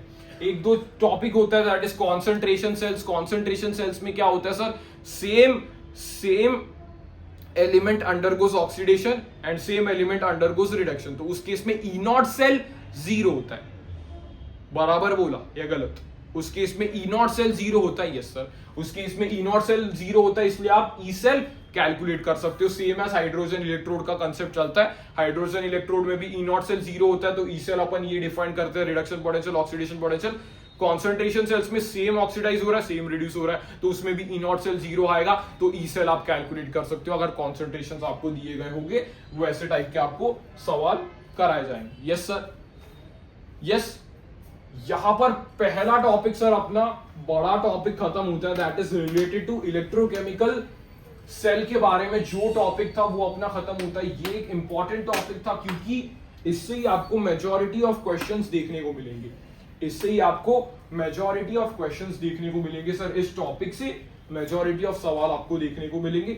फिर उसके बाद कौन सा टॉपिक है सर, इसको अपन एक पेज में खत्म करने की कोशिश करेंगे, that is conductance, electrolytic conductance, metallic conductance के बारे में कुछ चीजें मैं बोल के बता देता हूं सर। इलेक्ट्रोलिटिक कंडक्टेंस अपन केमिस्ट्री में डिफाइन करते हैं, मेटालिक कंडक्टेंस अपन हाँ, मेटालिक कंडक्टेंस अपन फिजिक्स के लिए डिफाइन करते हैं और इलेक्ट्रोलिटिक कंडक्टेंस अपन केमिस्ट्री के लिए डिफाइन करते हैं। मेटालिक कंडक्टेंस में क्या होता है सर, इंपॉर्टेंट पॉइंट याद रखना, टेम्परेचर बढ़ाऊंगा तो फिजिक्स में क्या होता है सर, टेम्परेचर बढ़ाऊंगा तो रेजिस्टेंस भी बढ़ता है, टेम्परेचर बढ़ाऊंगा तो रेजिस्टेंस भी बढ़ेगा, रेजिस्टेंस बढ़ रहा है तो कंडक्टेंस घटेगा, तो ये मेटालिक कंडक्टेंस में होता है।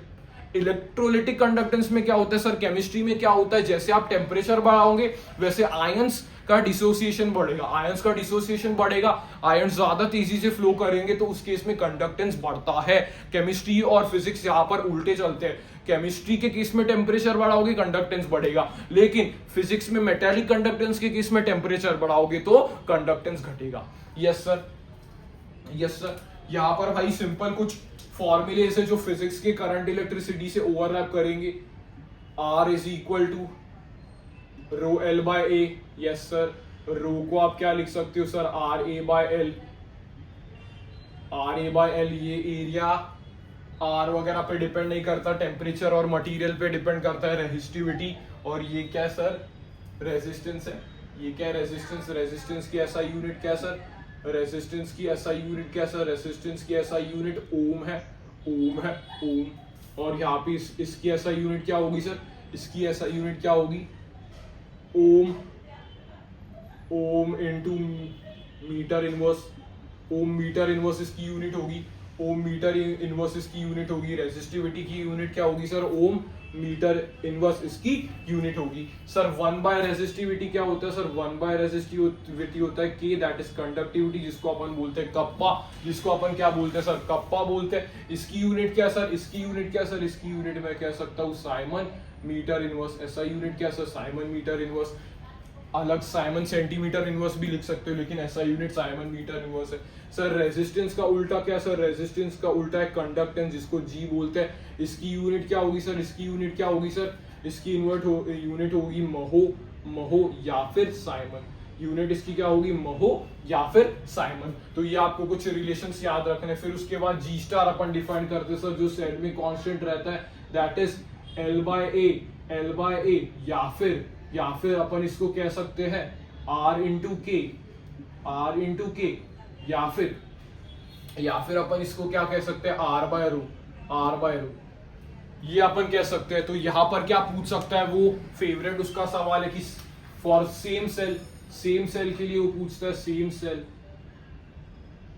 सेम सेल के लिए अपन क्या लिख सकते हैं सर, R1 K1 बराबर R2 बराबर R2 K2। तो ये जी स्टार पे एनसीईआरटी में भी सवाल पूछा है, तो आपको ये पता होना चाहिए। रेजिस्टेंस का फॉर्मूला भाई बेसिक है, फिजिक्स का फॉर्मूला है। रेजिस्टिविटी क्या सर, टेम्परेचर और मटेरियल पे डिपेंड करने वाली प्रॉपर्टी है। फिर कंडक्टिविटी क्या sir, inverse of resistivity. Unit क्या है सर उसकी, वो कंडक्टेंस। ये कंडक्टेंस के बारे में। यस सर, इतने बेसिक चीजें। व्हीटस्टोन ब्रिज तो भाई आपको पता होगा, फिजिक्स में व्हीटस्टोन ब्रिज अपन कहते हैं, वो लिख रहा ना यूं मैं, व्हीटस्टोन ब्रिज आपने फिजिक्स में ही पढ़ा होगा, Wheatstone bridge. Yes sir, Wheatstone bridge हमने फिजिक्स में ही पढ़ लिया, ठीक है। यहाँ पर क्या है, ये सारे फॉर्मूलेस आते हैं। उसके बाद सबसे इंपॉर्टेंट क्या होता है सर, लैम्डा एम पे ज्यादा सर सवाल आपको देखने को मिलते हैं। सर लैम्डा एम क्या है, सर लैम्डा एम को क्या अपन बोलते हैं, मोलर कंडक्टिविटी या मोलर कंडक्टेंस, मोलर कंडक्टिविटी, ऐसे अपन इसको बोलते हैं। तो ये क्या है सर, यहाँ पर इसका बेसिक, अगर मैं बेसिक फॉर्मूला की बात करूं तो इसका बेसिक फॉर्मूला क्या होगा सर, इसका बेसिक फॉर्मूला होता है K बाय सी। ये इसका बेसिक फॉर्मूला होता है, लेकिन यूनिट के वाइज इसके फॉर्मूले चेंज होते हैं। सर ये कैसा, यूनिट के वाइज इसके फॉर्मूले चेंज होते हैं। बेटा अगर मैंने यहाँ पर बोला कि K की यूनिट मैंने साइमन सेंटीमीटर इनवर्स ली है, तो यहाँ पर अपन क्या करते हैं, लैम्डा एम बराबर K गुणे 1000 बटे सी। तो यहाँ पर इसकी यूनिट क्या रहेगी सर, लैम्डा एम की यूनिट क्या हो जाएगी सर, लैम्डा एम की यूनिट चेंज हो जाएगी, that will get converted into Simon centimetre square mole inverse. Simon centimetre square mole inverse में ये यूनिट कन्वर्ट हो जाएगी।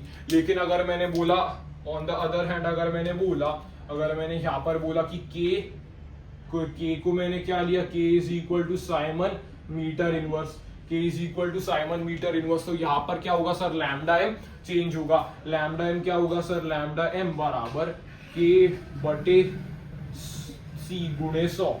तो इसकी यूनिट क्या होगी सर, अभी इसकी यूनिट क्या होगी, इसकी यूनिट क्या होगी सर, इसकी यूनिट अगर मैं लिख सकता हूँ siemens metre square mole inverse, ये इसकी यूनिट हो जाएगी। तो ये दो इसके फॉर्मूलेस वेरी करते हैं यूनिट के बेसिस पे, ये इसके दो फॉर्मूलेस वेरी करते हैं। ये चीजें आपको पता होनी चाहिए, लैम्डा एम की चीजें आपको पता होनी चाहिए। इंपॉर्टेंट ये आपको पार्ट देखने को मिलता है, इंपॉर्टेंट ये आपको पार्ट देखने को मिलता है। उसके बाद क्या है सर, टेम्परेचर के बारे में, टेम्परेचर के बारे में यहाँ पर कुछ चीजें आती है कि भाई अगर मैं डाइल्यूशन के कुछ चीजें आते हैं। अगर मैं डाइल्यूशन करता हूँ, अगर मैं डाइल्यूशन करता हूँ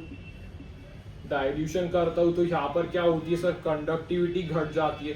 डाइल्यूशन में कंडक्टिविटी घट क्यों जाती है, क्योंकि number of current carrying ions decrease होते हैं, number of current carrying ions decrease होते हैं, इसलिए कंडक्टिविटी घट जाती है।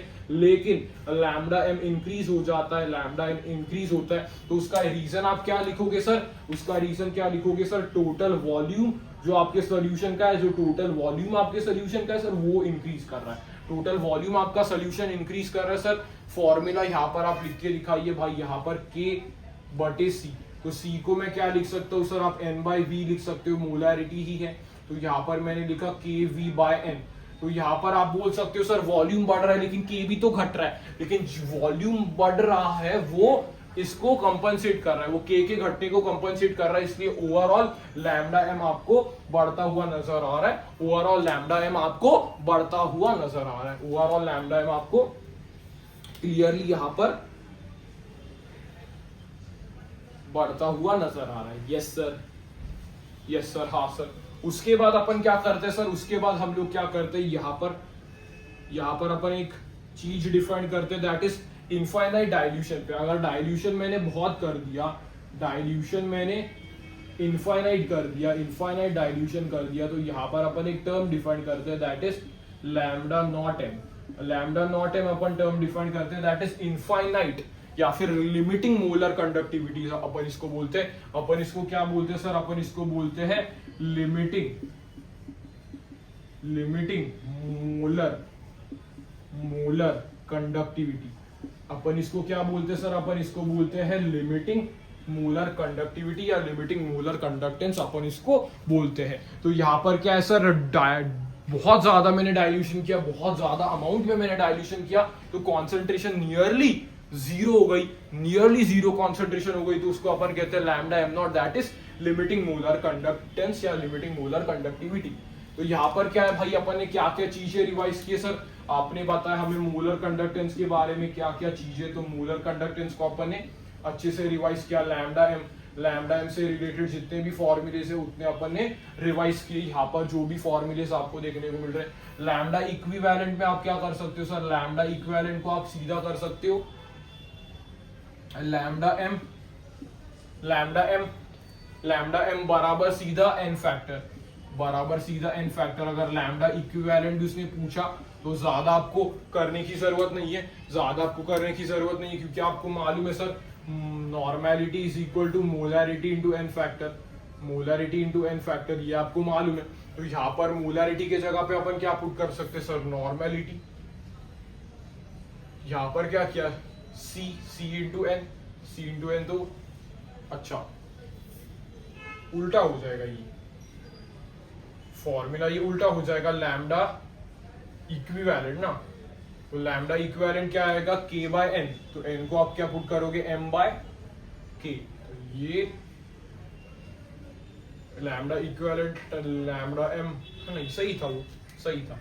Lambda equivalent is equal to lambda M by n factor. सही है बेटा, ये फॉर्मूला सही है।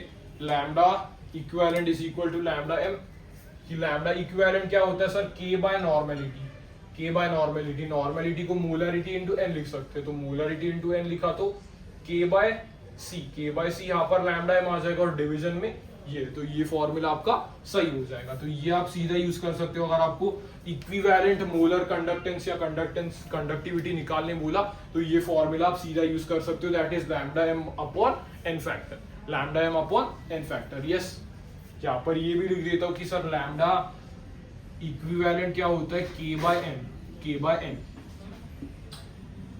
के बाय एन, के बाय एन। यस, तो इसको कर सकते हो। यस, यहां तक क्लियर है, यहां तक क्लियर है। यस सर, यहां तक क्लियर है। सारे एक बार चीजें देख के लो, फिजिक्स की कुछ कुछ चीजें जो लिमिटिंग मोलर कंडक्टेंस है, अनमोलर कंडक्टेंस है, वो बस केमिस्ट्री के चीजें मैंने यहां पर बताए हैं, वो बस केमिस्ट्री के चीजें मैंने यहां पर बताए हैं। यहां पर अभी नेक्स्ट क्या करेंगे सर, ये टॉपिक खत्म हो गया क्या, नहीं, इसके थोड़े और अपने को बात करनी पड़ेगी इसके ऊपर। क्या है सर वो बात,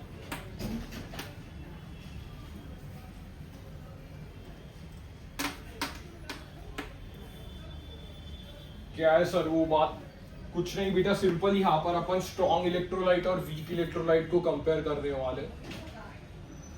स्ट्रॉन्ग इलेक्ट्रोलाइट और वीक इलेक्ट्रोलाइट को बेटा अपन कंप्लीट करने वाले, स्ट्रॉन्ग इलेक्ट्रोलाइट और वीक इलेक्ट्रोलाइट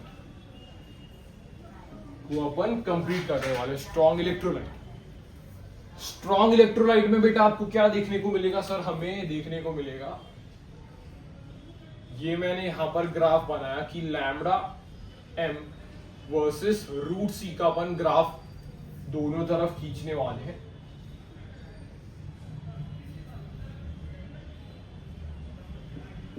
यस, दोनों तरफ मैंने ग्राफ खींचा।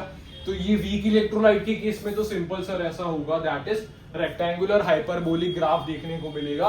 इसको मैं बोलूंगा lambda M is inversely proportional to 1 by root C आएगा, lambda M is inversely proportional to 1 by root C का ग्राफ आएगा, that is a rectangular hyperbolic curve आपको देखने को मिलेगा। यस, यहां पर आप एक्स्ट्रापोलेशन नहीं कर सकते, we cannot extrapolate to find the lambda naught M, lambda naught M अपन ढूंढ नहीं सकते, एक्स्ट्रापोलेशन अपन यहां पर कर नहीं सकते। स्ट्रॉन्ग इलेक्ट्रोलाइट के केस में क्या होगा सर, ऐसे मैंने ऐसा ग्राफ आता है, कुछ ऐसा ग्राफ आता है, तो इसको पीछे एक्स्ट्रापोलेट करा जा सकता है जहां पर मुझे लैम्डा नॉट एम की वैल्यू मिल सकती है, तो यहां पर क्या है बेटा, Debye Huckel Onsager equation, that is lambda M is equal to lambda naught M minus A root सी।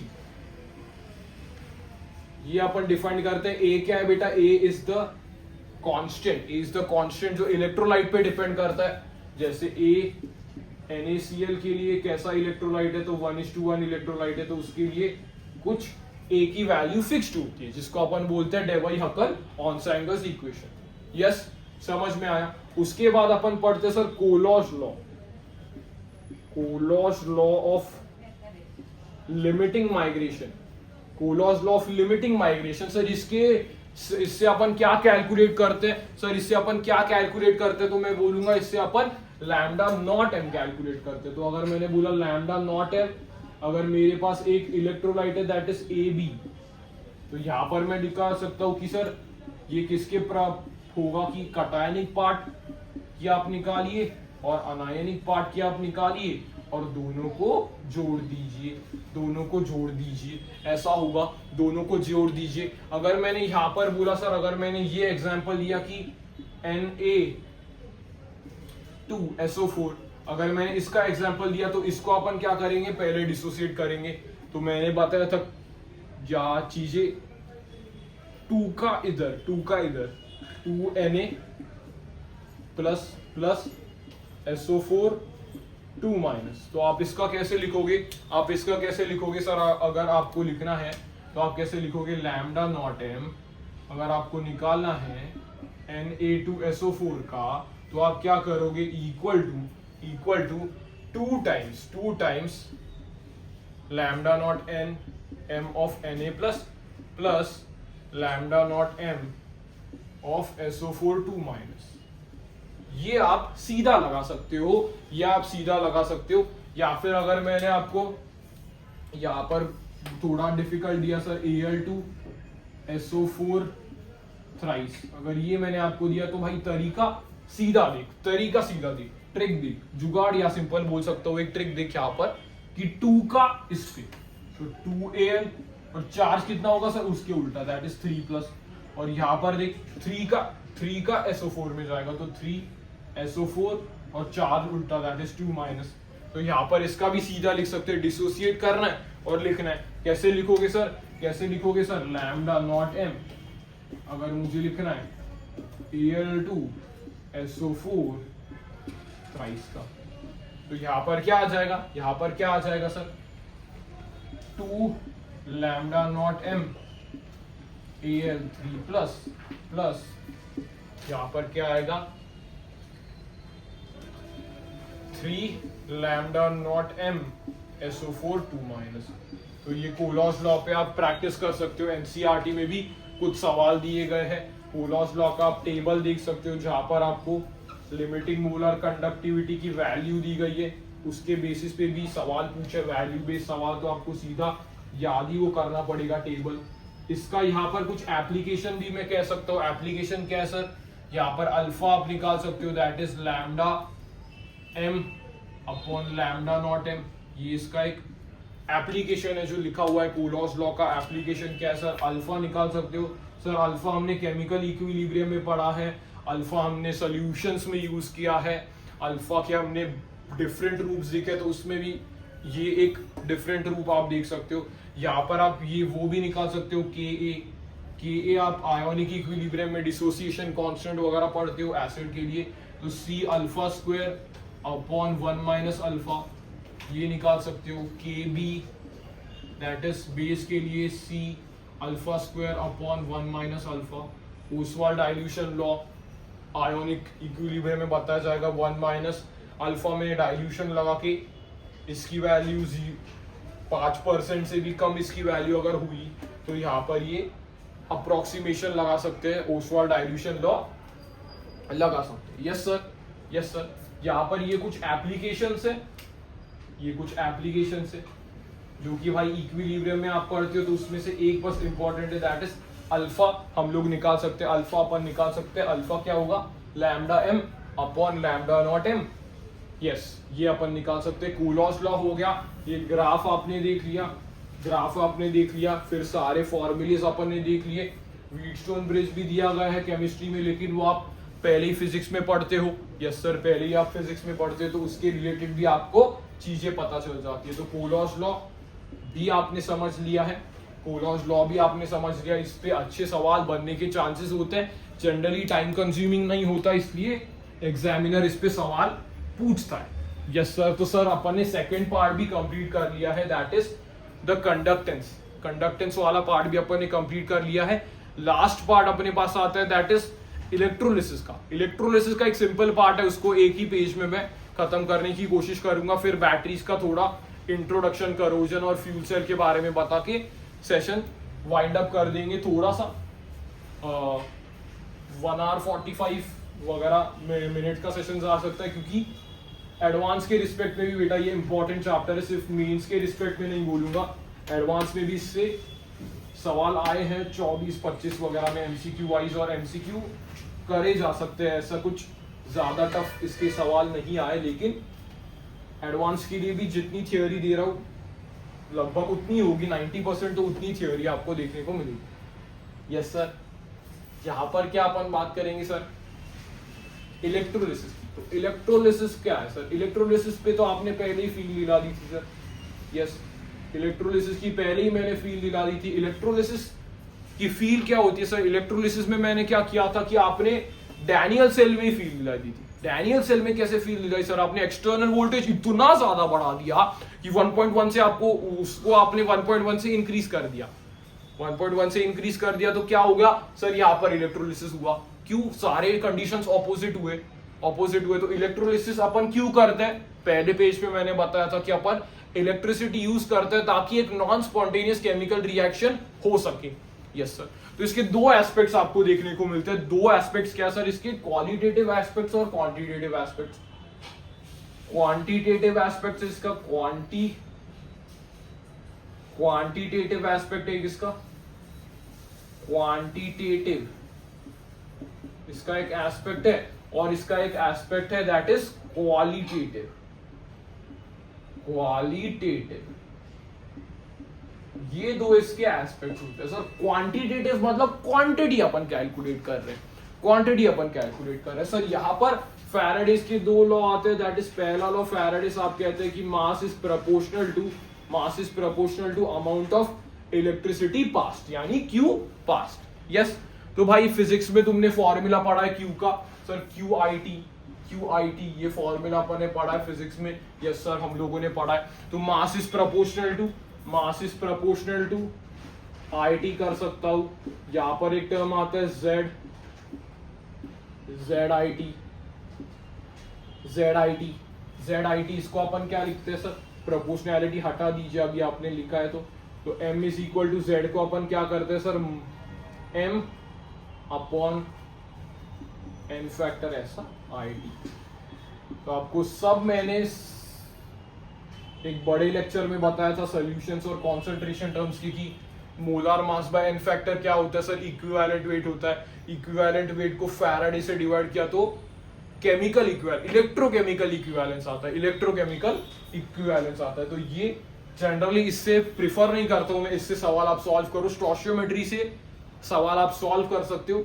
इतना टाइम नहीं है मेरे पास कि स्टोइचियोमेट्री आप लगा के मैं बता सकता हूं, लेकिन एक एग्जांपल लेके मैं बता सकता हूं। एक एग्जांपल अगर मैंने दिया कि सर एल्यूमिनियम कन्वर्ट हो रहा है, ये रिडक्शन का एक एग्जांपल ले लेते हैं जिससे आपको समझ में आएगा। एल्यूमिनियम 3+ क्या कर रहा है सर, वो 3 इलेक्ट्रॉन्स खा रहा है और एल्यूमिनियम में रिड्यूस हो रहा है। एल्यूमिनियम 3+ 3 इलेक्ट्रॉन्स खा रहा है और एल्यूमिनियम में रिड्यूस हो रहा है। तो यहां पर क्या हो रहा है सर, यहां पर इसको 3 फराड चाहिए और वो 1 मोल रिड्यूस होगा, या फिर आप इसको लिख सकते हो कि सर वो 27 ग्राम होगा। यस, आपको क्या पूछेगा, जैसे एनसीईआरटी में सवाल है वो आपके इसमें बन सकता है कि सपोज मैंने पूछा भाई, सपोज मैंने यहां पर पूछा कि 54 ग्राम एल्यूमिनियम मुझे डिपॉजिट चाहिए, तो कितने फराड की चार्ज लगेगा, कितना फराड या चार्ज लगेगा। तो भाई यहां पर मैंने क्या किया, स्टैंडर्ड लिखा कि भाई 27 ग्राम्स के लिए 3 फराड चाहिए, तो 27 का ये कितना हो गया सर, दुगना हो गया। तो आपको इसका दुगना करना पड़ेगा, यानी 6 फैराडे आपको लगेगा, यानी चार्ज के टर्म्स में 6 × 96500 कूलम का चार्ज आपको लगेगा, कि इलेक्ट्रिसिटी आपको लगेगी। ऐसे सवाल में बोल रहा हूं बेटा, जो स्टोइचियोमेट्री में मैंने दिखा है कि कैसे स्टोइचियोमेट्री के सवाल आपको सॉल्व करने हैं, उसी बेसिस पे ये चीजें अपन कर सकते हैं। मास वगैरह का यूज बिना करे जनरली ये जरा सूटेबल होता है, इससे आपके अच्छे प्रॉब्लम्स भी केटर हो सकते हैं। फिर दूसरा क्या है सर, दूसरा क्या आता है, that is when charge is same, charge pass या इलेक्ट्रिसिटी पास सेम है, तो मैं बोल सकता हूं मास ऑफ ए डिपॉजिट बटे मास ऑफ बी डिपॉजिट किसके रेशियो में होता है सर, उनके इक्विवेलेंट वेट्स के रेशियो में होता है, उनके इक्विवेलेंट वेट्स के रेशियो में आता है। ये आप सीधा याद कर सकते हो, सीधा इक्विवेलेंट वेट मैंने निकालना बताया है, नहीं देखा आपने वो लेक्चर तो देख सकते हो। एक ही लेक्चर में मैंने 90% अच्छे लेवल की थियोरी कवर करवाई है उस लेक्चर में। क्यू सेम रखा तो क्या होगा, mass of A upon mass of B is equal to Q A weight, equivalent weight of A बटा equivalent of B, weight of B. तो ये फैराडेज का सेकंड लॉ ये होता है। तो 2 लॉ फैराडेज के क्वांटिटेटिव एनालिसिस में आ जाता है। जनरली सॉल्विंग के लिए पहला लॉ तो कम ही अपन यूज करते, सीधा वो स्टोइचियोमेट्री से उसके सवाल हो जाते हैं। जितने भी एनसीईआरटी के इंटेक सवाल है वो आप देख सकते हो स्टोइचियोमेट्री से हो जाएंगे।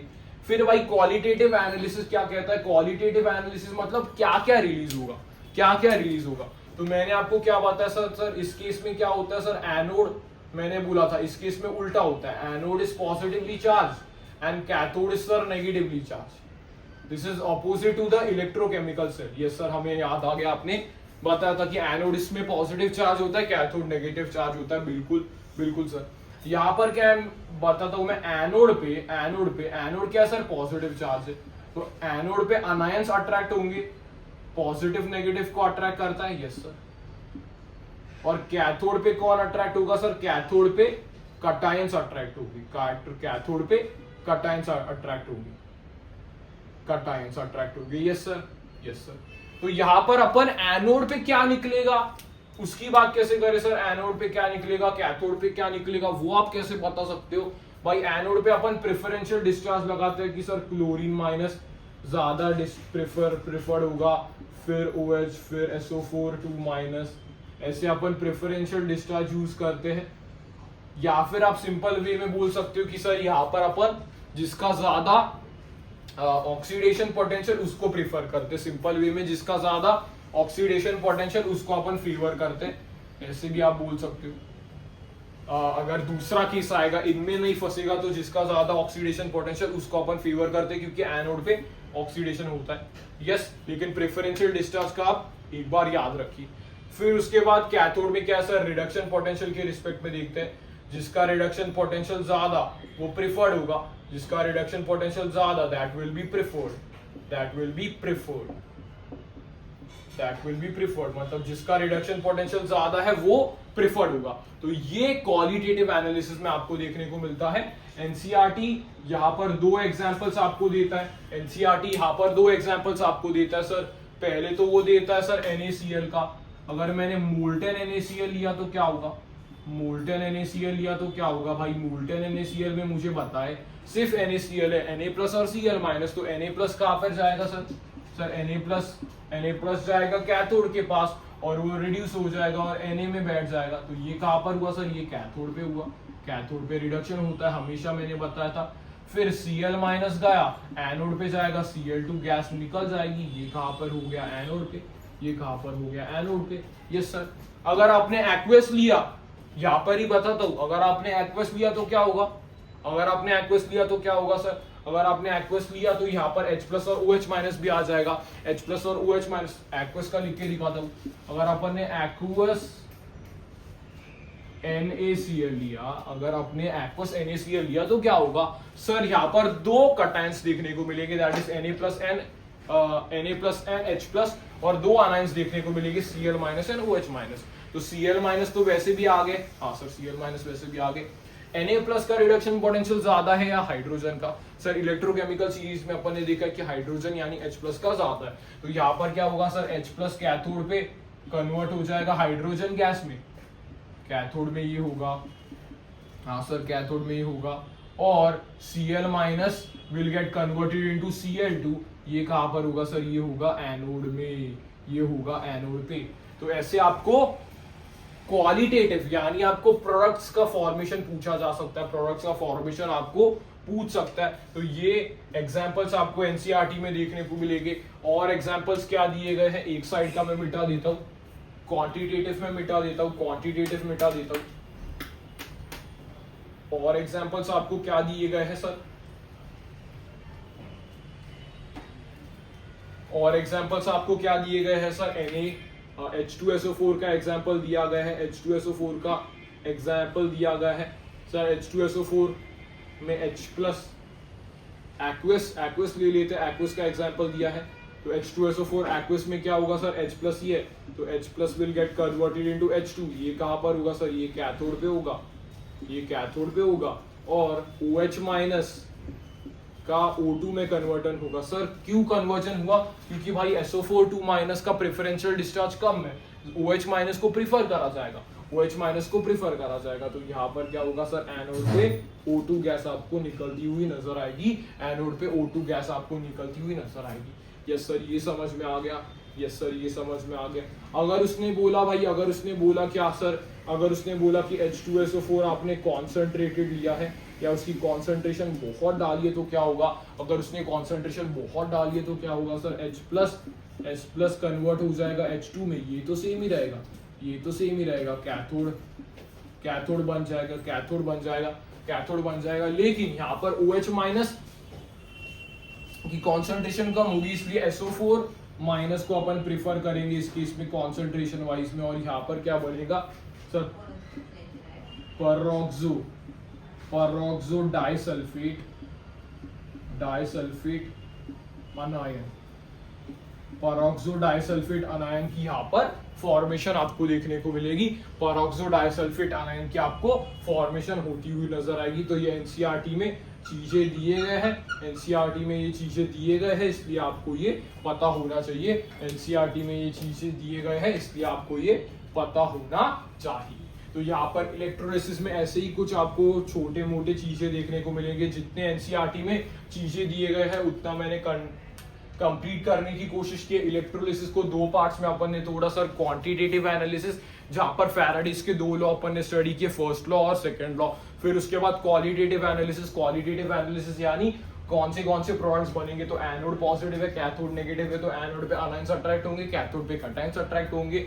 यहाँ पर एनोड में प्रेफरेंशियल डिस्चार्ज या फिर जिसका ऑक्सीडेशन पोटेंशियल ज्यादा है उसको अपन आगे कर सकते हैं। फिर कैथोड में कैटायंस अट्रैक्ट होते हैं, तो रिडक्शन पोटेंशियल जिसका ज्यादा वो प्रिफर्ड होगा। तो NaCl मोल्टन का एग्जांपल, एक्वस NaCl का एग्जांपल अपन ने लिया। फिर उसके बाद H2SO4 एक्वस का एग्जांपल लिया, और फिर उसके बाद अपन ने किसका एग्जांपल लिया बेटा, H2SO4 उसकी कॉन्सेंट्रेशन ज्यादा है वो वाला अपन ने एग्जांपल लिया। तो यहाँ पर इलेक्ट्रोलिसिस भी मेरे ख्याल से इतना समाप्त हो चुका है आपका पार्ट, इलेक्ट्रोलिसिस आपका पार्ट ये कंप्लीट हो चुका है। अभी थोड़ी बैटरी की बेटा मैं नॉलेज दूंगा। बैटरी को आपको मेरा एक सुनना है कि आपको बैटरी पढ़ना है घर पे, यानी होमवर्क के फॉर्म में आपको रीड करना है, क्योंकि मेंस ने उस पर सवाल पूछे और उसको निगलेक्ट नहीं कर सकते, क्योंकि एक सवाल अगर आता है तो उसकी इंपॉर्टेंस भी बहुत ज्यादा होती है। तो यहाँ पर बैटरीज का बेसिक्स मैं आपको बता देता हूँ कि बैटरीज में क्या क्या आपको कैसे कैसे पढ़ना है। कि सर बैटरीज में बेटा आपको दो टाइप्स देखने को मिलेंगे। सर दो टाइप्स कौन से सर, प्राइमरी बैटरी और दूसरा पार्ट क्या होगा सर, सेकेंडरी बैटरी। दो बैटरीज देखने को मिलेंगे, primary battery and secondary battery. Primary battery क्या है सर, प्राइमरी बैटरी क्या है sir, cannot be reused.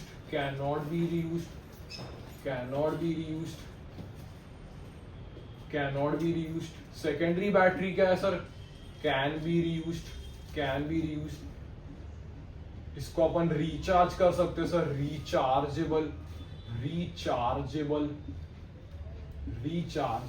Yes sir, rechargeable. फिर उसके बाद प्राइमरी बैटरी में आपको कौन से बैटरीज एनसीईआरटी में मिलेंगे सर, प्राइमरी बैटरीज में आपको कौन से बैटरी सर एनसीईआरटी में मिलेंगे।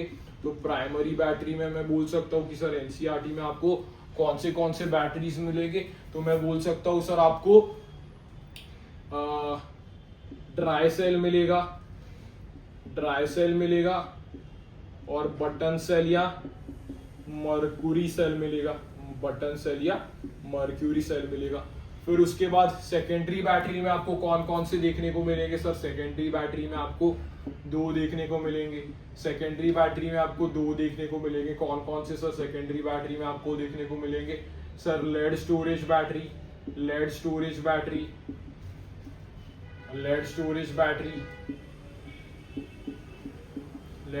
बैटरी। उसके बाद आपको क्या देखने को मिलेगा sir, nickel cadmium battery. Lead storage battery, nickel cadmium battery, ये बैटरीज के आपको दो पढ़ने, उसके सारे चीजें आपको याद करनी कि किससे बना है, क्या क्या उनके सेल रिएक्शन से, ये सारे चीजें आपको याद करने। उसके बाद आपको एक छोटा सा टॉपिक एनसीईआरटी में मिल जाएगा, दैट इज फ्यूल सेल्स बेटा एनवायरमेंटल फ्रेंडली होते हैं थर्मल पावर प्लांट से ज्यादा। उनकी एफिशिएंसी अप टू 70% उसकी एफिशिएंसी आपको देखने को मिल सकती है। Hydrogen oxygen fuel cell, hydrogen plus oxygen gives H2O, ये सिंपल रिएक्शन आपको देखने को मिल जाएगी। हाइड्रोजन फ्यूल सेल का बाय प्रोडक्ट वाटर देखने को मिल रहा है। अपोलो स्पेस में ये यूज किया गया था, एनसीईआरटी का सवाल है, मिल सकता है। अपोलो स्पेस में इसको यूज किया गया था। हम लोग हाइड्रोजन इस साइड से डालते हैं, उस साइड से ऑक्सीजन डालते हैं, मिलके आपको वाटर देखने को मिलता है। ये अपोलो स्पेस में यूज किया गया था, अपोलो स्पेस प्रोग्राम में यूज किया गया था। ये फ्रेंडली है, एनवायरमेंटल फ्रेंडली चीज है। और दूसरी बात कि इसकी एफिशिएंसी ज्यादा है। फिर उसके बाद सर एक टॉपिक है छोटा सा, दैट इज करोजन। करोजन का यहाँ पर एक टॉपिक है सर, करोजन में rusting of iron, tarnishing of silver, green layer on copper, ये एग्जांपल्स दिए गए हैं। ये एक electrochemical phenomena, it is an electrochemical phenomena, it is an electrochemical phenomena, एक इलेक्ट्रोकेमिकल फिनोमिना है। यहाँ पर वो आपको बोल रहा है कि सर आयरन को अपन रस्टिंग से कैसे बचाए। रस्ट का फॉर्मूला क्या होता है सर, रस्ट का फॉर्मूला क्या होता है, रस्ट का फॉर्मूला क्या होता है सर, Fe2O3.XH2O। ये आपको रस्ट का फॉर्मूला देखने को मिल सकता है छोटे क्लासेस में, आपको रस्टिंग वाला फॉर्मूला वो पूछ सकता है। करोजन में इलेक्ट्रोकेमिकल फिनोमिना आपको देखने को मिलता है, इलेक्ट्रोकेमिकल फिनोमिना आपको देखने को मिलता है। सर रस्टिंग को अपन प्रिवेंट कैसे कर सकते हैं, ये सपोज आपको आयरन का पीस देखने को मिला तो उसके ऊपर अपन सैक्रिफाइजियल का कंसेप्ट लगा सकते हैं, सैक्रिफाइजियल मेटल अपन लगा सकते हैं, यहाँ पर मेटल लगा सकते हैं जो अपने आप को जल्दी ऑक्सीडाइज कर देगा। मेटल अपन यहाँ पर लगा सकते हैं, सैक्रिफाइजियल का कंसेप्ट यूज कर सकते हैं कि मेटल को अपन सैक्रिफाइस कर देंगे, मेटल अपने आप को ऑक्सीडाइज कर देगा, मेटल का ऑक्सीडेशन पोटेंशियल ज्यादा होगा आयरन के कंपैरिजन में, या फिर सिंपल बोल सकता हूँ कि मेटल का रिडक्शन पोटेंशियल कम होगा आयरन के कंपैरिजन में, तो यहाँ पर ऑक्सीडाइज होगा मेटल और आयरन प्रिवेंट हो जाएगा। यस, या फिर आप पेंट्स यूज कर सकते हो, करोजन से बचाने के लिए बिस्फेनॉल पेंट आपको दिया गया है। यस सर, तो ये था बेटा अपना लेक्चर। यहाँ पर अपन ने सारे चीजें कवर करने की कोशिश की है। आई होप सो आपको ये लेक्चर्स पसंद आया होगा। बैटरी का पार्ट आप अच्छे से करने की कोशिश करिए, बैटरी को रीड करिए। तो मिलते हैं बेटा अगले ही ऐसे धुआंधार लेक्चर में। मेरे ख्याल से अगला आयोनिक इक्विलिब्रियम आने वाला है, तो ऑल द वेरी बेस्ट। तब तक के लिए keep learning, keep watching. Okay bye.